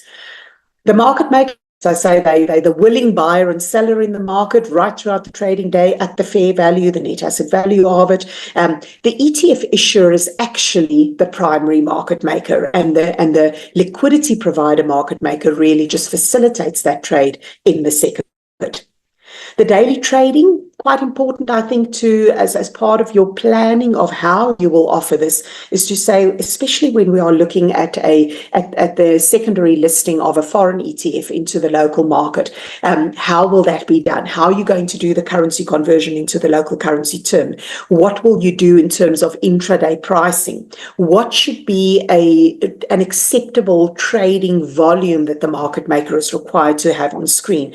What is an acceptable bid-offer spread that the market maker is allowed to offer there? You certainly don't want something as wide as that you can drive a bus through it, but at the same time, the bid-offer spread is really the way in which the market maker makes their money. So the entire value chain and cost determination is incredibly important in terms of that. The trade in the secondary market can, of course, then happen between any two participating brokers on behalf of investors. And you don't have to once again involve the ETF issuer or even the market maker for that way. Right. So in the case of requiring liquidity, you may find that, for example, listing a local equity ETF is actually quite risky because you just don't have sufficient liquidity in the underlying to support that as your first ETF that you list. So that importing of the liquidity from a foreign market really is a great way of doing it. And then you can start improving liquidity through your local market participants, the stockbrokers, a local market maker even for that foreign ETF. And so that really is a great way to import this in. But now what if you don't have this liquidity and you really want to introduce or build liquidity in your local assets. And I'm going to share with you two models which has already been used with much success in many other countries, especially developing and emerging countries in the rest of the world. The one is to have an issuer-driven bond ETF. Now, the issuer in this case most likely will therefore be your government. So what government does is that when they issue bonds into this ETF structure, and the structure then facilitates access for small investment amounts. So it's a great way to get retail investors involved in the market. Even though you don't have secondary market trade in those bonds, because you hold the assets inside the fund and government issued it into that underlying structure, you now have the assets and it gives access to your retail investors for that.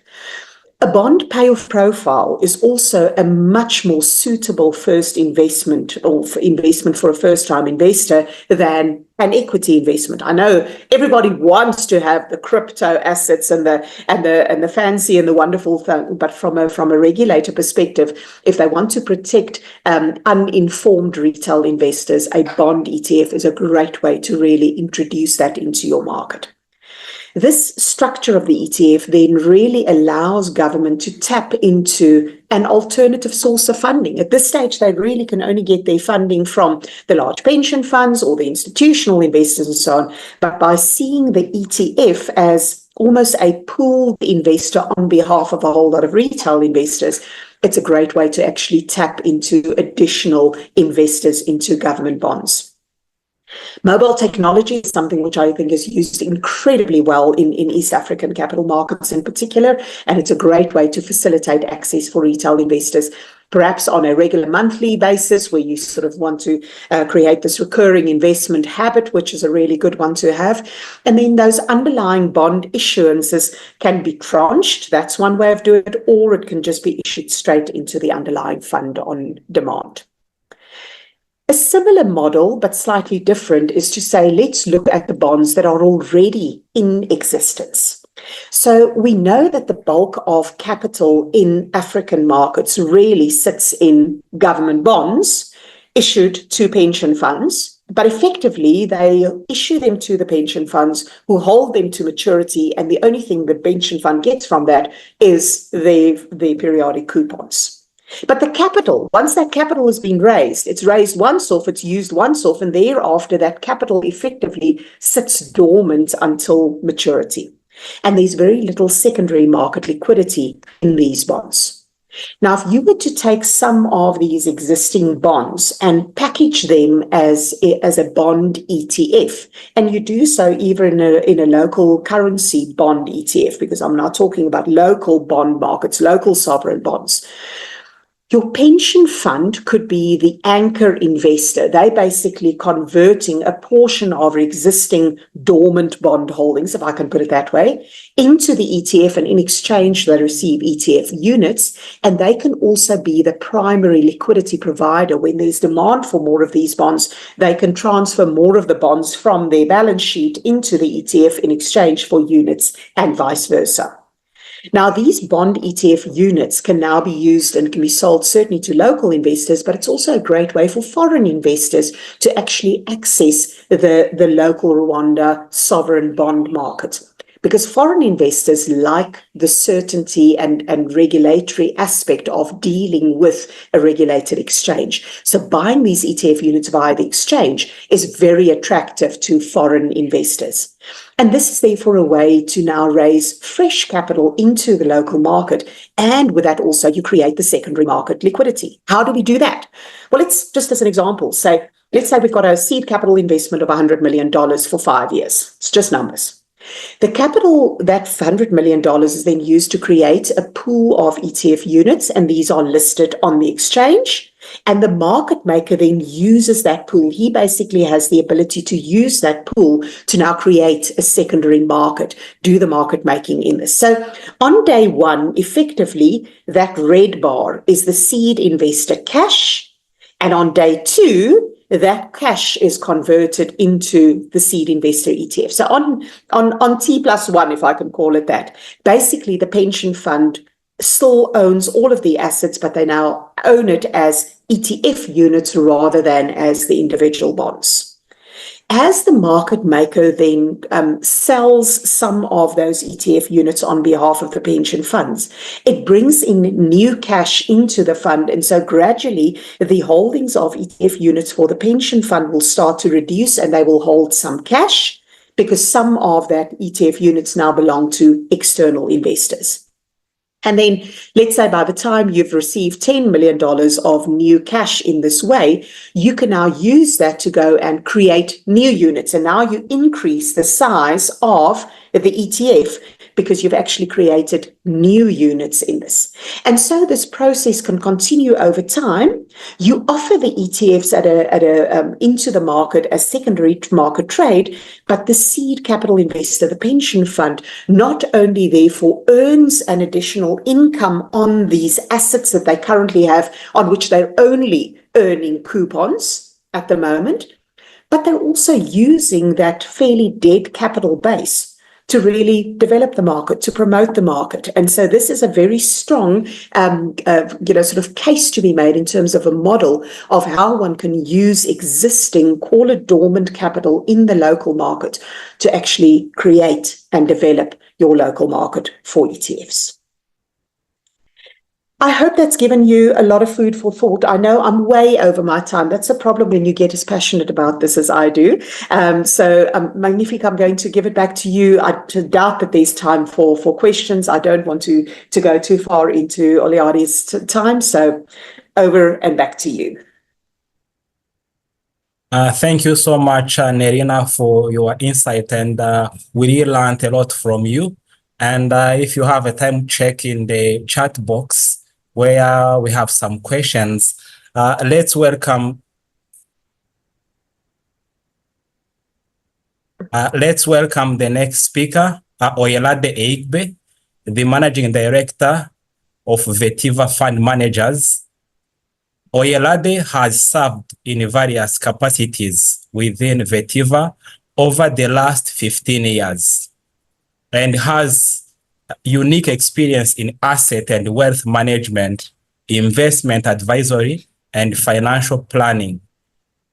Oyelade is a member of the Association of Chartered Certified Accountants UK. Welcome, Oyelade. You will cover the topic on experience from the Nigerian market in growing ETFs. Thank you.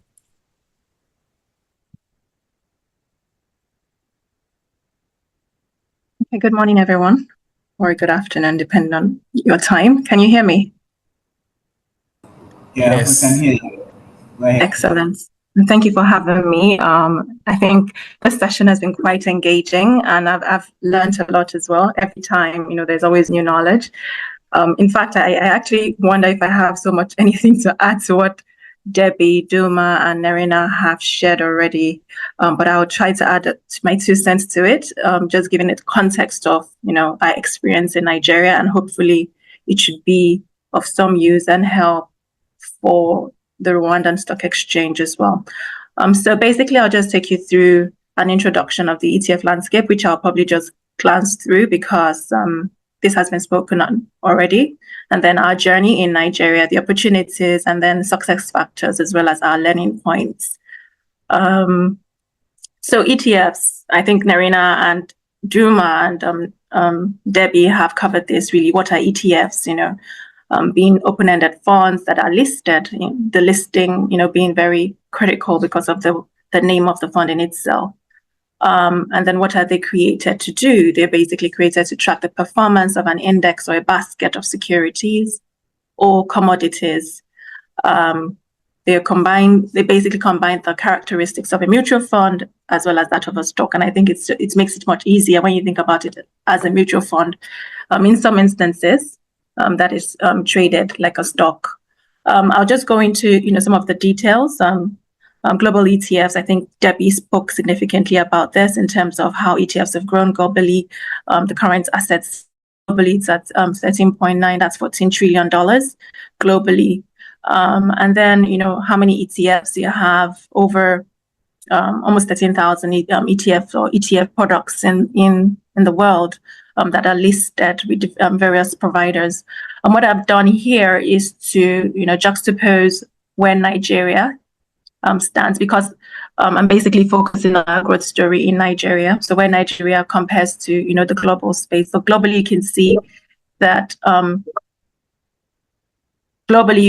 ETFs, equity ETFs account for over 70% of ETFs globally. In Nigeria, we have equities accounting for about 80 to 90% of the portfolio. And after equities, we also see bonds and then commodities, and then we now have other asset classes. And I think this Debbie touched on. So I'll just go straight into our journey. So, this is my first foray into Rwanda in any sort, even though it's virtual. So I think first and foremost is, who are we? Basically, I work for Vertiva Fund Managers Limited as the managing director. Vertiva Fund Managers Limited is a financial advisory company that offers financial advisory services across various financial businesses, cutting from advisory to stockbroking to trust services, and also finance asset management, which is our focus, and then financial solutions in terms of a finance house license with the CBN. So that's a brief introduction as to who we are in Vertiva. And we're one of the foremost entities in Nigeria to introduce ETFs to Nigeria. And how did we start? So the journey started in 2010, or even slightly before 2010, when the Securities and Exchange Commission, as well as the NSC, then now the NGX, started, developing the rules of the exchange. And I think the rules is the basis, really, because, the development of the product can only fall back on the rules. I know that there's several instances where products come out and then you have regulation trying to catch up with those products, but it's always safer for investors when they know that, the product they're investing in is adequately regulated. And that, brings a level of safeguard and trust. I think integrity is very key in every financial market. So we had the SEC, the Securities and Exchange Commission Nigeria, as well as the NSC publish ETF rules. We were involved in the process. So this was a process of learning. It was a learning curve for all participants, regulators, and market participants as well. And like Karina mentioned, the first ETF that was listed in Nigeria was actually the New Gold ETF. And so we started with an imported ETF in 2011. And since then, since 2011, we've had 12 exchange-traded funds. Sorry, I think there was an echo. Okay, 12 ETFs currently listed across various asset classes. So the journey really has been one of regulatory process and engagement. Like I mentioned, we started with the SEC and the NGX. So there was engagement from the NGX. The focus there was obviously on market depth. The NGX was looking at expanding the market, introducing new products to the market, especially for the retail, through new instruments, through new asset classes. And then, really what was very critical was to ensure that there was appropriate stakeholder and market engagement for them to understand what the exchange's plan was to deepen the market. Not to speak for the exchange, but having been involved in the process, this is what I can get.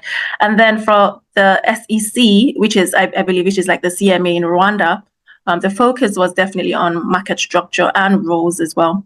So there was a collaborative initiative by the SEC in developing the market rules, like I had earlier mentioned. All parties, legal, the lawyers, the market operators, stockbrokers, trustees, everyone put pen to paper to ensure we're able to develop a wholesome rule and market structure. And then market structure is another key thing, that would obviously affect how the rules are created, as there are different types of ETFs globally. So a key area would be, for example, the permitted forms of replication. Will the ETFs be a full replication? Would it be physically backed? Are they going to allow leveraged ETFs on the markets? Those are things you would typically want to consider. And as with every new market, you want to ensure that you're growing gradually and not overburdening or increasing the risk of the market significantly without appropriate knowledge. So the market started in Nigeria with full replication, physically backed. And currently we still do not have any leverage ETFs on the market. And then, there was also the depository engagement to ensure that there was adequate redemption and creation framework and efficient settlement cycles. And then, we went on to development and collaboration. So there's a significant level here. And I think this is something that Juma touched on, as well as Nerina. So there was a lot of collaboration between the market participants. You have the issuing houses, you have the issuer, you have the fund manager, the broker, liquidity provider, the authorized dealer and participant, the index provider, and everyone, has to come together to ensure that, everyone is adequately informed. And so there was a lot of engagement on this end.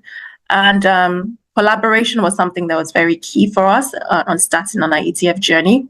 The learning curve was significantly shortened because we're able to get assistance, not just locally, but also from the international community. So we have the likes of Satrix. We did a lot of research, and we mirrored in a way the Satrix 40 structure.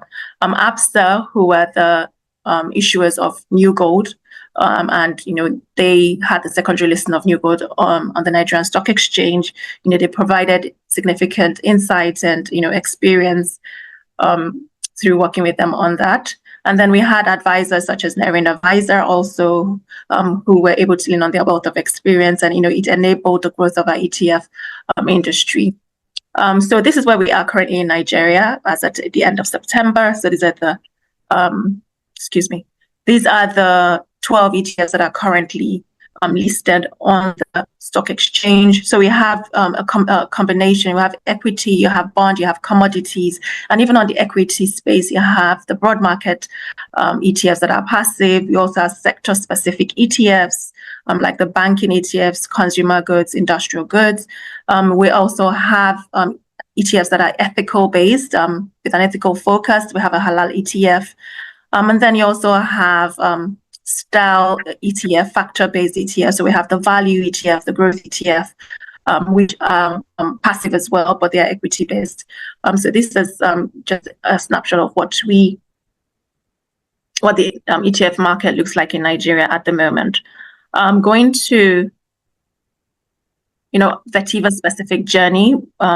So we started with the listing of New Gold ETF. So we supported New Gold ABSA. So we served as a sponsoring broker and authorized dealer for New Gold at the point of listing. And then we went further in 2014, that's 3 years after, to then issue a local ETF. And our starting point was a fund called the Vertiva Griffin 30 ETF. But the ETF was more focused on the 30 most capitalized stocks on the stock exchange. And the reason why we went through this process was, we realized that the 30 most capitalized stocks on the stock exchange back then actually accounted for more than 90% of market capitalization, and not only market capitalization, but also performance of the market. So it only made sense that, rather than, providing an ETF that tracks over, then the stock exchange had about 90 to 100 stocks listed on it. If you could get 30 stocks that provide the representation of the market, then it just made sense that would be the index that we would track rather than an all share. And so here we were the issuer and fund manager, and also we had another subsidiary working as its authorized dealer and sponsoring broker. And then we went on to assist Lotus Halal ETF in the issuance of their own ETF. This is the ethical one, and then we acted as the issuing house as well as sponsoring broker and authorized. And then we went subsequently the next year to further delve into sectors. And the way we looked at the ETF opportunity in Nigeria was that we're giving our clients and investors access to be able to create their own investment portfolio with as much ease as possible. And I think Juma touched on this significantly. And I think Nerina as well, when they're talking about uses of ETF, how you can use ETF for either sector rotation, you can use it as a core, satellite asset allocation. And so we thought, having created the 31 that tracks the 30 most capitalized stocks in stock exchange, which is basically market representative, it would be good to have a sector based sector-based ETFs, which would make it easier for investors to then also create their portfolios using sectors rather than individual stocks. And then subsequently, in 2016, we issued the Vetiva S&P Nigerian Sovereign Bond ETF, which is the bond ETF, I think the only bond ETF in Nigeria. What triggered us, really going into the ETF space was the need for diversity. Investors demanded for diversification, and it was an easier way of getting investors to diversify their portfolio with one security. One security, you're having access to 30 stocks. With one security, you're having access to a whole sector. And so we thought, this would be a good initiative. Then it also, like I'd mentioned previously, the initiative was both regulatory driven and market driven. And so basically that was the ETF journey. So I just have a slide here that just shows, how the ETFs have been able to track their various indices, as well as where they stack compared to the ASI. And then I'll talk about the opportunity. I sort of touched on that previously. For us in Nigeria, the 2008 financial crisis was something that significantly impacted the market. Back then, the market was very buoyant just before 2008. We had our markets, grow significantly, and everyone with or without knowledge of the market was in the market. And then you had the 2008 financial crisis, and lots of people lost their sheds in the crisis, with the markets dropping. And we realized that it's important for investors to, especially retail investors, to be in a product that safeguards their investments and also provides them with as much information as possible. And we realized, if you do not understand what the market is as in the performance of the market or the instruments within the market, then the safest way would be to actually invest in an ETF that gives you exposure as to your investment objective. And so, because then we saw investors buying, we saw them buying very risky securities. You had them buying shares that they had no reason to be buying, really. And so the ETFs, just basically became an inroad to providing this opportunity for investors to have access to the general market. So we created an alternative destination for investment capital. Like I mentioned, we started with new gold. So it was also an introduction of a new product, a new asset class, which was gold as a commodity. And then, ETFs actually offer products in it provides investors with an easier way of accessing the market, and they're able to express their investment views easily. And also grants investors ease in tracking a benchmark. I know that, typically at that point in time when we launched the ETFs in Nigeria, we had the NSE All Share Index as the benchmark. But then you have, just like Debbie was mentioning, over the course of various years, you realize that active management had not significantly outperformed the benchmarks. And so, providing an asset class that makes it easy to track the benchmark became imperative. And so we're able to, also launch ETFs to be able to provide access to investors of, an instrument track the benchmarks that they find useful. And then it also provided financial inclusion, especially for the retail investors to participate in the market efficiently. I'll touch on our success factors, or factors that would have or could have increased our success. I would start with the clearly defined objective and investment use. I think, when starting with an ETF, and I think that this cost goes two ways. It goes in a way of, as an ETF issuer or fund manager, and then the other side is as an ETF investor. These success factors I will be touching on really focus on the aspect of the fund manager issuer. Before coming out to the market, from our experience, we realized that it's very important to have a clearly defined objective with any product. It's important to make sure that you are meeting a need. And so what is that need? For us in Nigeria, the need was diversification. The need was access to new asset classes. The need was providing a broad market exposure. And then subsequently is the need to be able to use the product to be able to create portfolios or construct portfolios. And so, with the asset class, the access to other asset classes was the introduction of new gold. Diversification and broad market exposure was the introduction of the market representative ETF. And then the use of ETFs in asset allocation and portfolio construction, we were able to leverage that using our sector-based ETFs. In terms of the next point is ensuring that you have an appropriate index or benchmark with investor interest. And I think this can go either way. So for Nigeria, we have the equity indices, we have the bond indices, and then you also have the commodities. I think you also have the commodities, and it's very important that the index is appropriate and is one that is seen to be objective. Something, when we started initially, after the new gold ETF, before we launched our equity ETF at Vertiva, we had our own indices that we had used to track the market. But, on discussing and, carrying out market research, we realized that, if we had launched our ETF on the basis of our index that was in-house, we may have received less investor participation. But what we did then was to leverage on the NGX index, which was seen as transparent and seen as standalone and seen, as independent.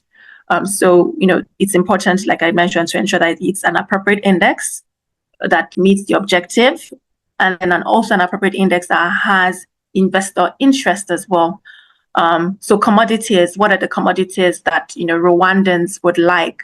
In Nigeria, at that point in time, we have, not at that point in time, in Nigeria, what key commodities that Nigerians like? We like gold, we like oil, but oil as an ETF is a bit more risky. So, it only made sense that, bringing in gold as the first ETF would be interesting to Nigerians, because it brings in the foreign currency cover, a hedge, because gold is denominated in dollars, even though the ETF is traded in Naira. And then it also, gives access to this commodity as well. And then we have the bond index and the bond indices. Subsequently, the next thing that we considered as a key success factor is ensuring liquidity and efficient pricing. And this is important to ensure you're able to efficiently replicate the index, that the ETF can replicate the index they're supposed to track if it's a full replication index, or ETF rather. And what are the things that you would consider? And I think Nerina has touched on this, is the liquidity. And now, not only liquidity of the ETF, is also ensuring the liquidity of the underlying assets. You want to ensure that you have transparent pricing.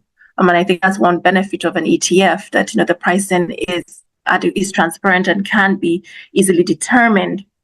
You also want to ensure there's efficient dissemination of information, pricing information, availability of real-time valuation, and then efficient market making. Larina touched on this also when she was talking about liquidity provision.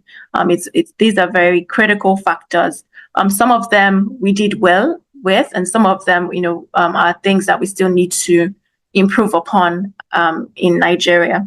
But they are key success factors in the ETFs being successful. And then we have appropriate and efficient structures. I think one key thing would be the structure of the scheme itself. It's important to ensure that the product that you're coming out with is a product that is appropriately structured. Is it going to be, like Nerina mentioned, it could be a collective investment scheme, it could be a trust, it could be an ETF, even if you look at the structures of exchange traded products, it could be an ETF, it could be an ETN, which is an exchange traded note. It could be an ETC, an exchange traded commodity. It's just ensuring that you have the appropriate structure for the instruments, that the underlying assets that will be within the scheme. You also have to consider, when you're looking at the efficient structure, is the index replication. Is it going to be full replication or optimized? And all of this also would depend on the final rules and regulations of the commission or the authority in this instance. And then in your structure, one key thing is efficient and effective marketing and distribution. It's very important that you have a structure that ensures that your ETFs and your products can be efficiently distributed across the investment classes. To have regulatory support, and I think this is very, very paramount, and we've been very lucky in Nigeria to have regulators that have a listening ear and are also deeply involved in ensuring the growth of our market. So the regulators help in increasing the market depth and the breadth. They also ensure, engagements with market participants. They're there for investor awareness and capacity. Regulatory reviews and updates, because these are critical. Things are constantly changing. Internationally, for example, you have, like I think was Juma that mentioned, you have the Bitcoin ETFs now, taking the shine. And so here you're looking at regulators being able to catch up with updates within the market to ensure that the market is well regulated and investors are adequately protected. And then you have the efficient trading framework. And under this, you would also consider cost. And I think Juma also touched on this when he looked at cost of trading ETFs across Africa. He looked at South Africa, Namibia, Kenya, as well as Nigeria. Because you want to ensure that the cost of trading is also affordable, because ETFs are supposed to be low cost for the investors. Institutional support is also very critical, because you need, as much as you have the retail investors, institutional support would enhance the viability of the fund.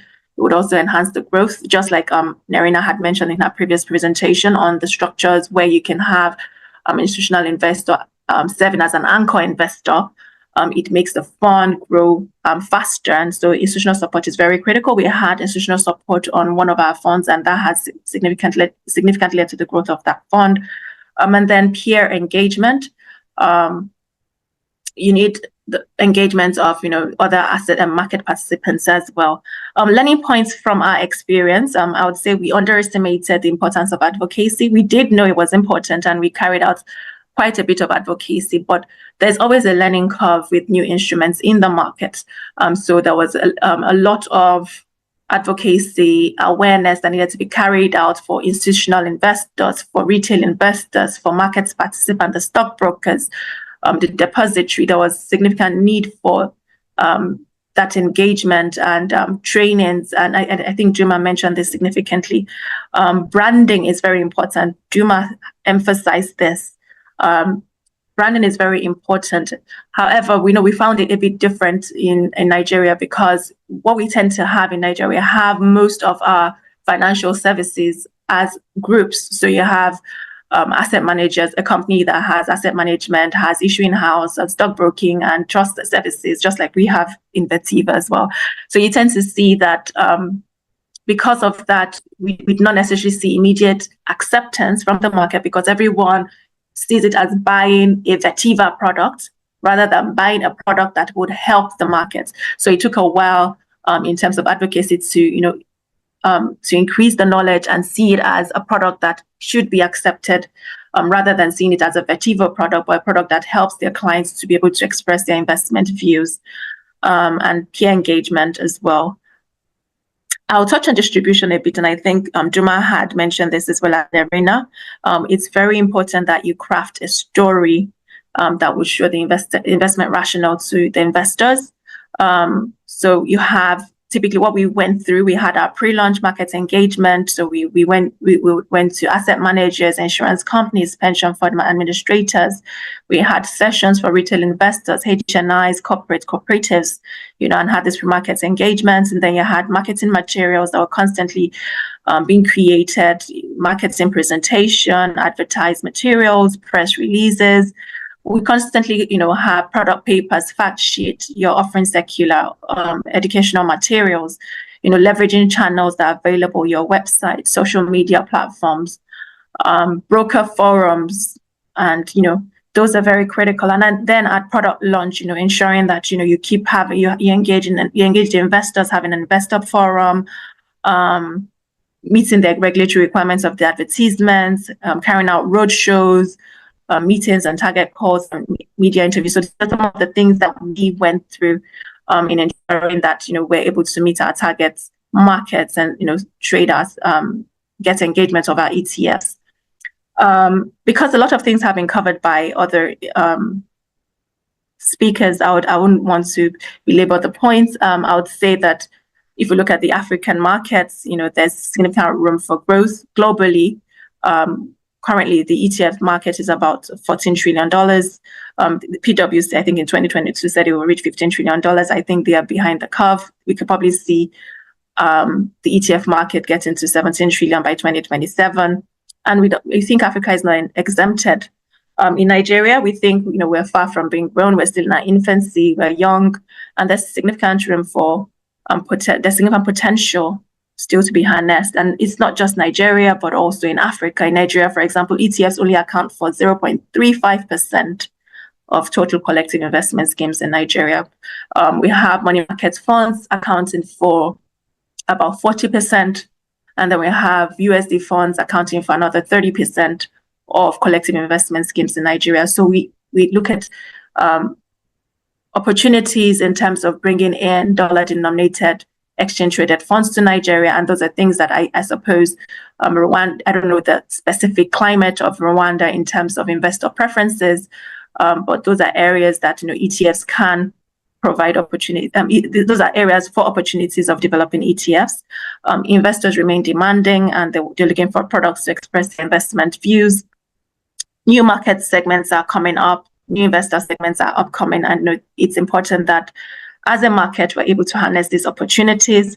I would just like to end with, at the end of the day, ETF is a product, and with all products that are being developed, it's important that you're able to address a real problem. So what is the problem you're trying to address? It's important you understand your investors' need. It's important you're able to craft a unique, value proposition, and then deliver all of this efficiently by providing efficient access, efficient process, and having a solid distribution strategy. I think that's all I have for now, and I'll be open to questions and answers during the question and answer section. Thank you. Thank you so much, Oyelade.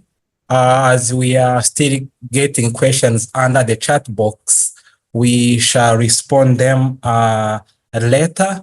But for the moment, let's welcome the CEO of Capital Market Authority, Mr. Tapelo Cheole.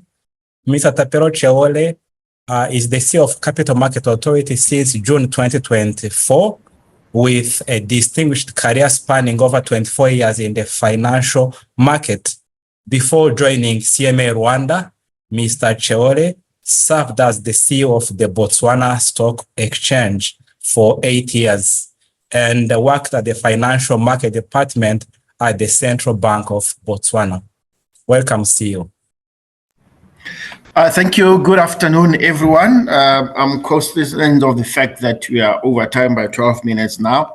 I think I don't have a presentation. I think for me, it's just to thank all participants who agreed to give us this free lecture on exchange traded fund, and also mainly to thank the partnership between Capital Markets Authority and Rwanda Stock Exchange for us to work together to develop the exchange traded fund market in Rwanda. This is the first step in developing this asset class or market in Rwanda. And I think we'll build towards achieving launching an ETF in one or the other.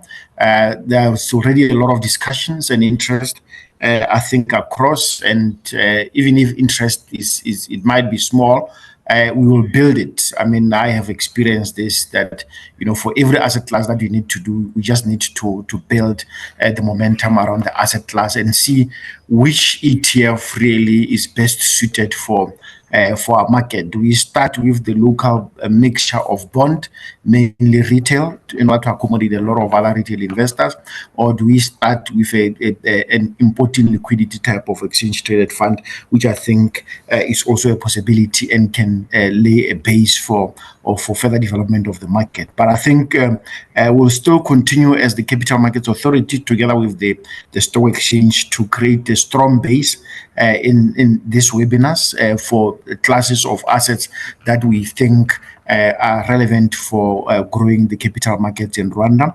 And I know this is very possible, as the CMA will work very hard in order to talk to all the relevant people in Rwanda and also outside Rwanda to look at the possibility of introducing an ETF in Rwanda. The rules are already there from the stock exchange, which were approved, I think, last month.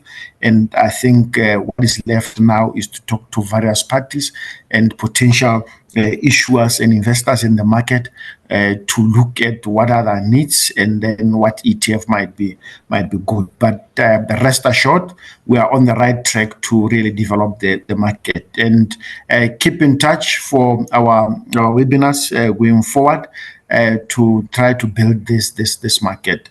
Thank you all for attending. I think I will pass down the mic to Celestine because I don't want to take a lot of time. Menifik, you can have the mic back. But anyone who have any inquiries or any feedback that they want to get or they want to sit down with us as CMA to discuss issues around this product base, we are free to do that. Our doors are always open to welcome you to our offices so that we discuss the opportunities surrounding this asset class. Thank you. Thank you so much, CEO, for the remarks. As we are welcoming Mr. Pierre Celestin Rwabukumba. He's the president of African Securities Exchanges Association, ASEA, and the CEO at the Rwanda Stock Exchange. Mr. Pierre Celestin Rwabukumba also is the co-founder and chairman of the Kigali Cement Company, a private company that produces, markets and sells cement in Rwanda and in the neighboring countries. Welcome, CEO. Thanks, Manifik. I think mine also is to thank everyone who has participated in this workshop and introductory one. We'll have many more, of course, in the future. But it's also mine to express my gratitude to our speakers and the organizers who have made this happen. As you know, this is a very important asset class that might come to our market. I think so sorry for that. I was having some in my end. What I was saying is that we can't be happier to see familiar faces again back in our market to help us develop our ETFs. The journey has started a long time ago to think about it. But now I think, Karina, you might recall us having almost a similar conversation around it. But that was an early stage. Some of the conversations we've had them before in terms of what and how and what to do. And, before we even created the legal framework for it. But now, no more excuses. We are at the end of our journey in terms of the requisites. I think we must hit the ground running at this moment. So, again, to the speakers, we are very happy that you delivered good remarks. I'm aware that we are standing between you and your lunch. We have gone past our time. But again, a small recap from the introduction from our own chairman to Debbie, Zuma, Karina, and Olaide. It was very insightful conversation going on and a lot of information. I think it's a lot to grasp for most people on this panel, on this discussion. But all in all, we've discussed how the ETFs are very easy to democratize what we're doing in terms of onboarding people, good experiences from South Africa. We talked about globalization, deepening and diversifying our market.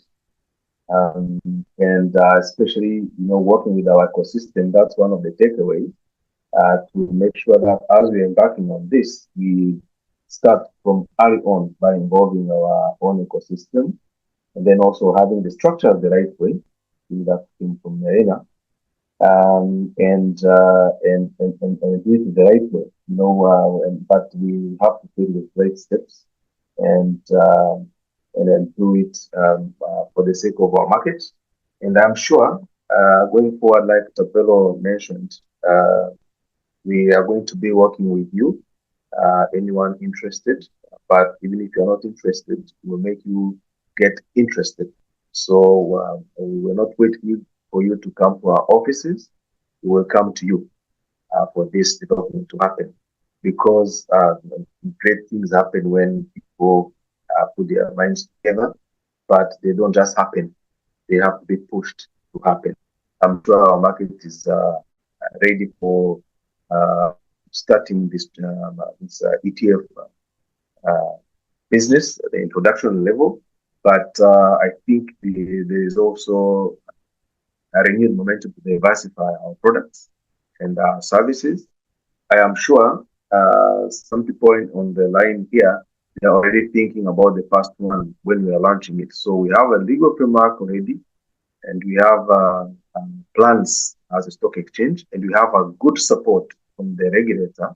I'm glad we have Mr. Tapero with us, who started the ETF journey in Botswana at the stock exchange side. Now he's a regulator, so he will be equally responsible to develop these instruments with us as a stock exchange market players, but also as issuers and potential investors.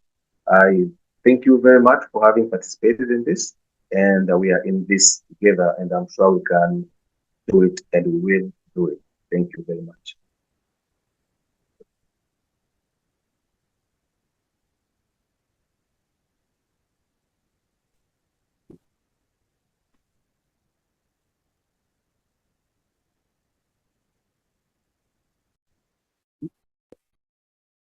Thank you so much, CEO, for the closing remarks. But as we received some questions under the chat box, let me invite our speakers to respond some of those questions. The floor is open to our speakers.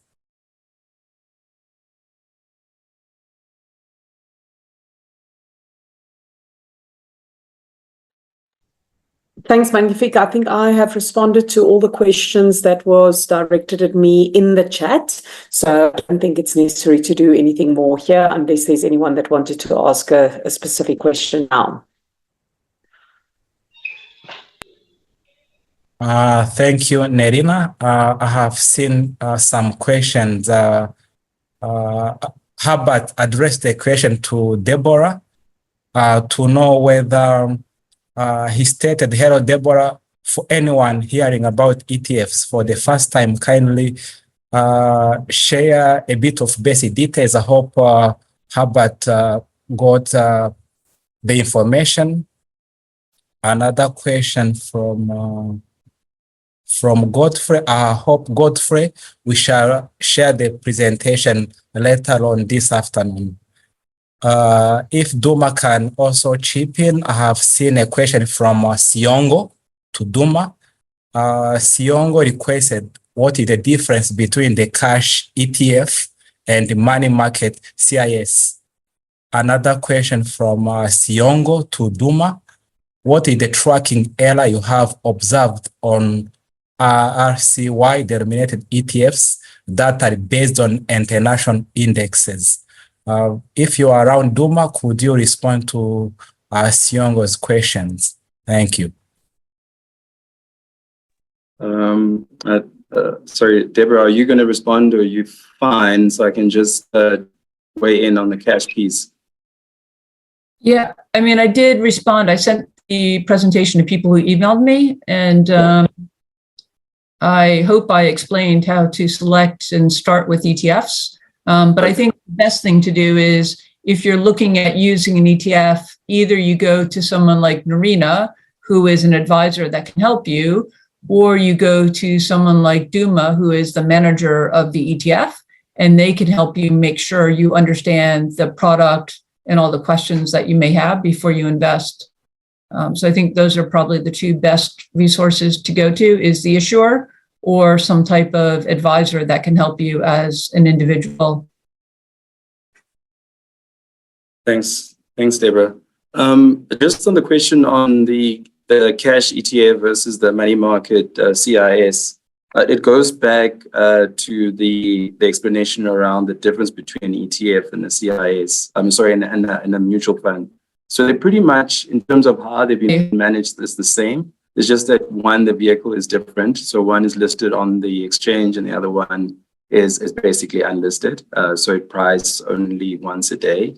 However, again, I mean, before the introduction of the actively managed ETFs, what we saw with the cash ETF, and I think this is the allowance from the regulator, we do have a local cash product, which we call the Tracy ETF. So essentially, it does not necessarily track a benchmark. And then the reason for that, I think why the regulator was quite happy to sort of be a lot more lenient on this is the fact that, you know, there's capital preservation, it's low risk, it's giving you, your principal plus interest. And so in market, typically when you look at cash ETFs, they tend to outperform benchmarks. So the de facto benchmark in South Africa is what we call the STEFI. So it's a short-term fixed interest. So every market will be different in terms of their local benchmark. Internationally, we currently don't have an offshore ETF that's inwardly listed or a feeder fund. That is something that we're looking at, and that seems to be interest for the USD. Again, you know, if you are interested, you can look at, you know, the big global indices such as, you know, iShares, Amundi, Vanguard, and State Street, and just look at, you know, what is their cash offering, and that's typically is going to give you a good sense of what that looks like and what's on offer. I hope that helps.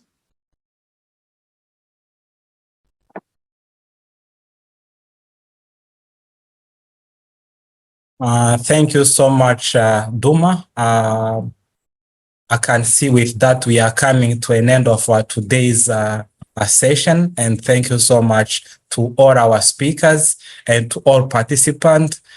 I would propose if you can keep engaging our speakers via LinkedIn. I have seen that most of them, they are active. Please reach out to them on LinkedIn, and I'm sure they'll be responding to your questions.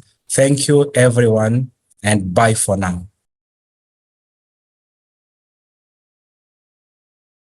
Thanks, everybody. All the best. Bye-bye. Thank you, Bye-bye. everyone. Thank Bye-bye. you, everyone. Bye. Bye-bye. Thank you, Nelina, for the presentation. We met in Nairobi, and I like the way you make your presentations. From what I have seen, it looks like there will be more need for follow-up sessions. So maybe maybe there will be another session. Bob. Probably CMA can organize probably after some months to come back and we follow up on this, because there is a lot of interest. I noticed there were about 140 something participants. So CEO CMA, see what, and Celestine, see what you can do. Take this up. We will, Chairman. Thanks, Bob. When the chairman speak, we say yes. Thanks, Bob. Thank you. Yeah, Thank It will be you. good to create a platform where we can continue sharing information. So I hope we'll create something. I CMA, think it is and necessary. thank you. Yeah. Yes. You will, This was very